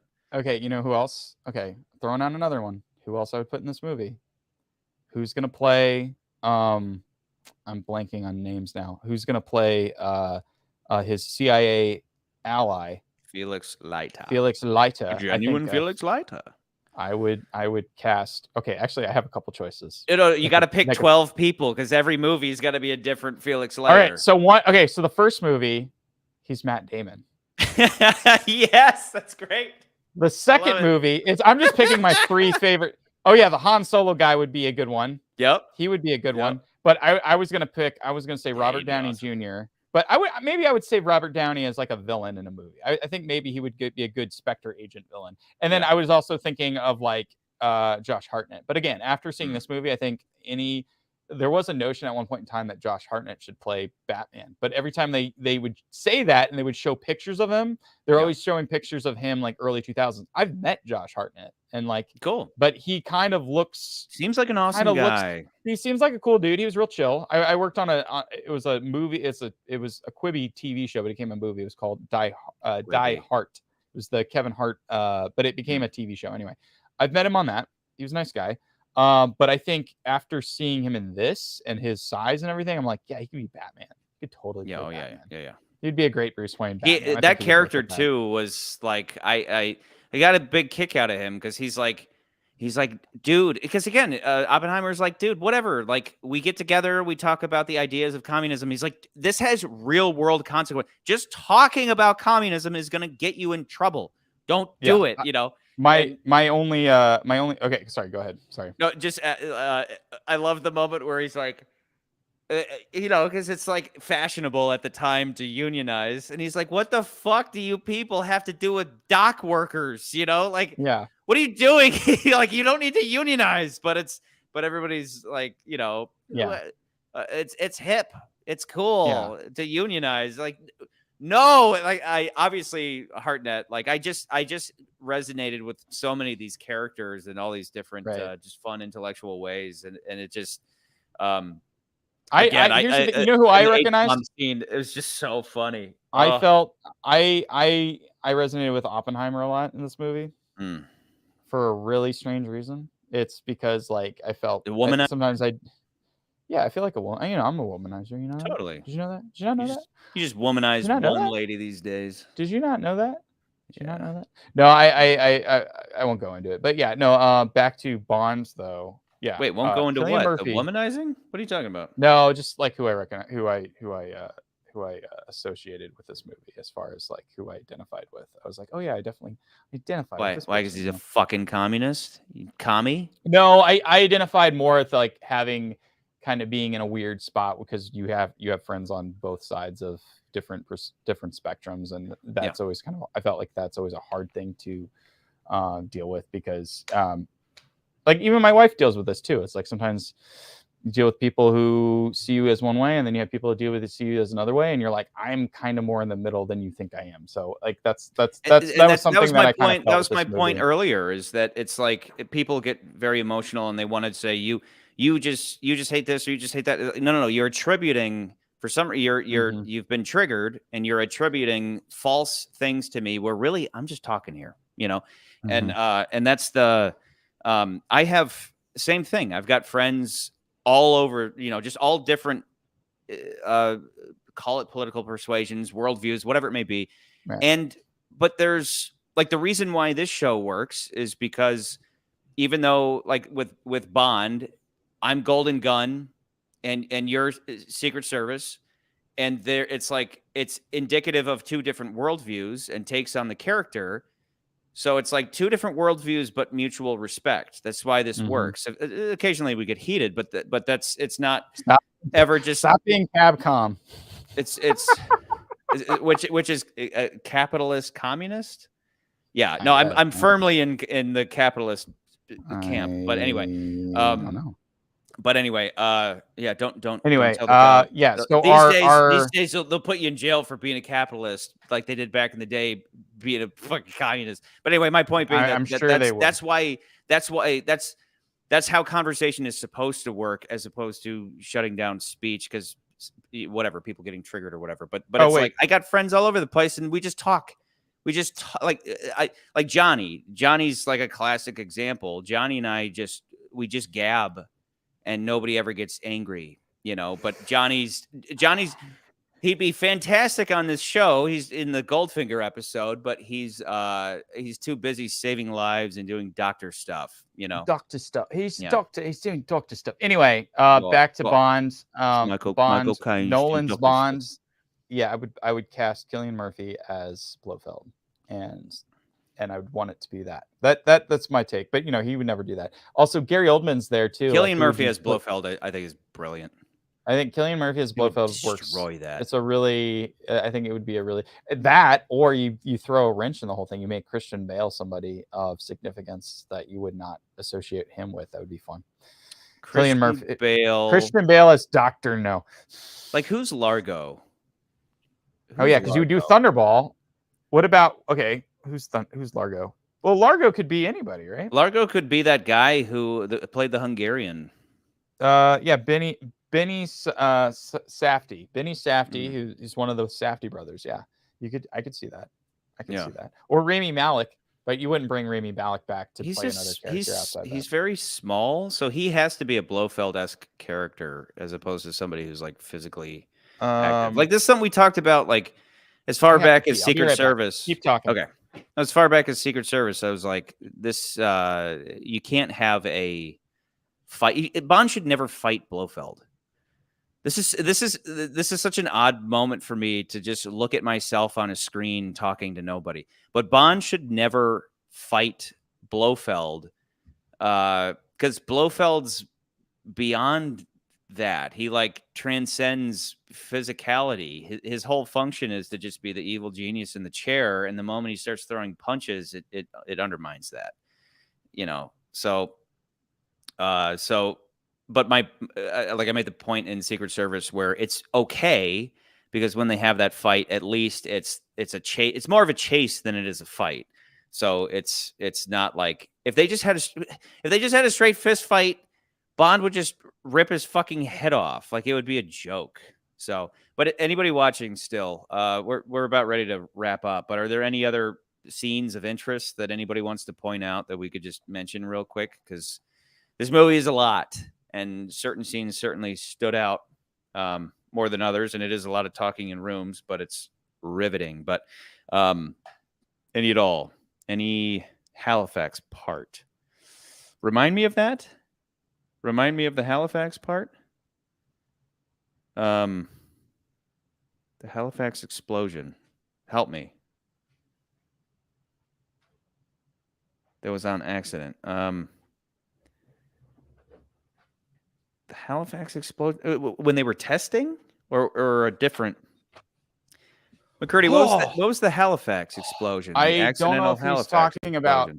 Is he talking about how the Germans? Oh, okay. So yeah. So they were talking about again. They're like I said any scenes of interest before we close up because obviously we've I was listening. I heard. I have a scene that I wanted to bring up too. That I had something I wanted to. Okay. I was like, oh yeah, I forgot to mention this. But go ahead. But they talk about this boat that exploded because it was transporting a bunch of chemicals and it exploded, and just like the. Like this. Oh yeah. No, that's yeah. It's like let me throw these glasses at the wall and see how the particles fly out and everything. And then that same kind of theme is expressed in that scene where it's like this boat exploded and they're kind of studying that. And because they throughout the whole movie they'd have those cool shots of just like rain falling on a pond and like Einstein and Oppenheimer, these guys just spend their days just staring at stuff like that, a la like fucking like no different than an apple falling on their head. It's just Beautiful like mind type just, stuff. Exactly, just out in nature, just trying to figure out how nature works. And that's the thing it's easy to take for granted now. It's like, well, yeah, what, you just make a bomb? What's the big deal? But the whole movie being the idea of like, we need to do this. Nobody's ever done it before, and it better work or we're fucked. It's just incredible. Okay, so SP, we did kind of talk. We already talked about the end where he kind of talks about like I think that is the part of the movie that really to me felt like the following, where like the truth is revealed as far as like what we were actually watching this entire time, and then you see Straw getting all upset about like he thinks that Oppenheimer's up against him, and then Han Solo's like, yo, he's probably talking about something more important. He's not probably talking about you. And then what you find out is they're talking about like, yeah, I remember what Charlie mentioned. It is like he's talking about the thing that I told you back in a while ago, where I thought that we might destroy the world, but I think we actually did anyway. Yeah. Yeah. That whole scene, spooky. The thing I wanted to bring up to Charlie, I was thinking about this, and to me it was like, is this like a weak part of the movie, or am I missing something? Or did we not see the I can't even speak words now. Resolution of it. He says he reminds his wife, and this is my assumption. I had an assumption about what it was, but he says to his wife before the explosion at the Trinity explosion, he says, make sure to bring in the white sheets. And then he calls his wife, and his wife's like, did you bring the white sheets in? And she's like, damn it, I didn't do it. And I was like, okay, that was a little weird. I was assuming that they were talking about radiation fallout, and that the white sheets would catch the radiation. No. There was kids in it. Like that was my assumption. As far as I picked up, it was just a code phrase. Like remember in because they can't talk to people, right? And everything's recorded, so he can't say, "Hey, we did it. We the bomb worked." He can't say those words, and so bringing the white sheets means tell my wife, and then they it's like he said something like bring in the sheets. Remember in the opening of, I think it was obviously you understand the concept, but in another movie, I think Ocean's 12, right? When they're the opening of it is oh no, the bad guy from the last movie is coming back. He knows all of our names. He's going to kill us. And he calls Julia Roberts, or she calls him, either way, and says, the basement's flooding and the pilot light is out. Got it. And that means get the fuck home quick. We've been sold out. It's just a code phrase because you can't say the thing you want to say over the phone.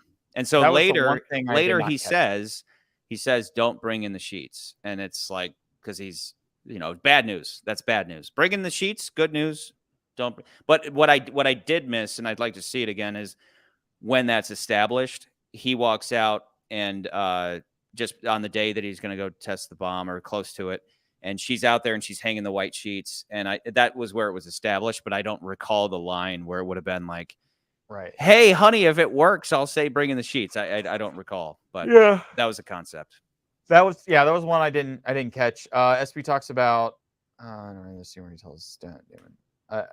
He's talking about Damon when they talk about doing the math destroying the world. But the movie also does describe how Oppenheimer, he's talking about how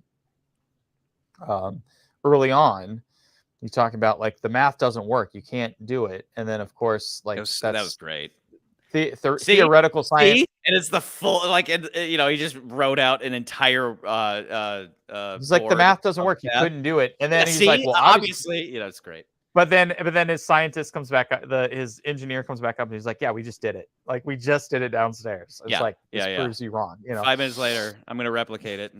And that's the real quick for anybody who hasn't looked into it. The whole idea is you have uranium. And so, that's got its proton, neutron, nucleus, and you blast it with neutrons, and that breaks it apart. Like, that's splitting the atom. It splits it. And so you can just do that with one, little particle. And then the idea is, well, wait a second. They establish it. It's all like, well, if we do this and we do this and we do this. Right. And so if you have enough of it, you split one and those neutrons go off and they split others. And so it's this huge, just neutrons flying all over the place, splitting every atom, and every time you do that, I think it's unleashing like gamma radiation and creating hulks, and then Well, it's gamma, alpha, and beta radiation, and Yeah. gamma radiation is the worst. It like can go through. It can go through. I know that from science class. It's like gamma radiation is like the worst kind because that can turn you into a Hulk. Yes. And then alpha radiation. Just gonna say that like it's a fact. Like gamma radiation, yeah, it's a fact. Come on, it's a fact. Turn you into a Hulk. Alpha radiation. Well, like alpha and beta radiation is much more minimal, but it can be blocked by smaller pieces of fabric or whatever. Like it doesn't shoot through things as far back. But yeah, gamma it can go through really tough stuff. That's why you have to have concrete or lead to stop that kind of radiation. So there was also that yay science where it's apparently the same day that he published his whole whatever theory on black holes or whatever, like the way that a star collapses, happened on the same day that something else happened, some other big scientific breakthrough, which maybe it was the splitting. I don't recall, but then I remember Hitler invades Poland in 1939. So it's like on the same day, all these incredible things happened. Yeah.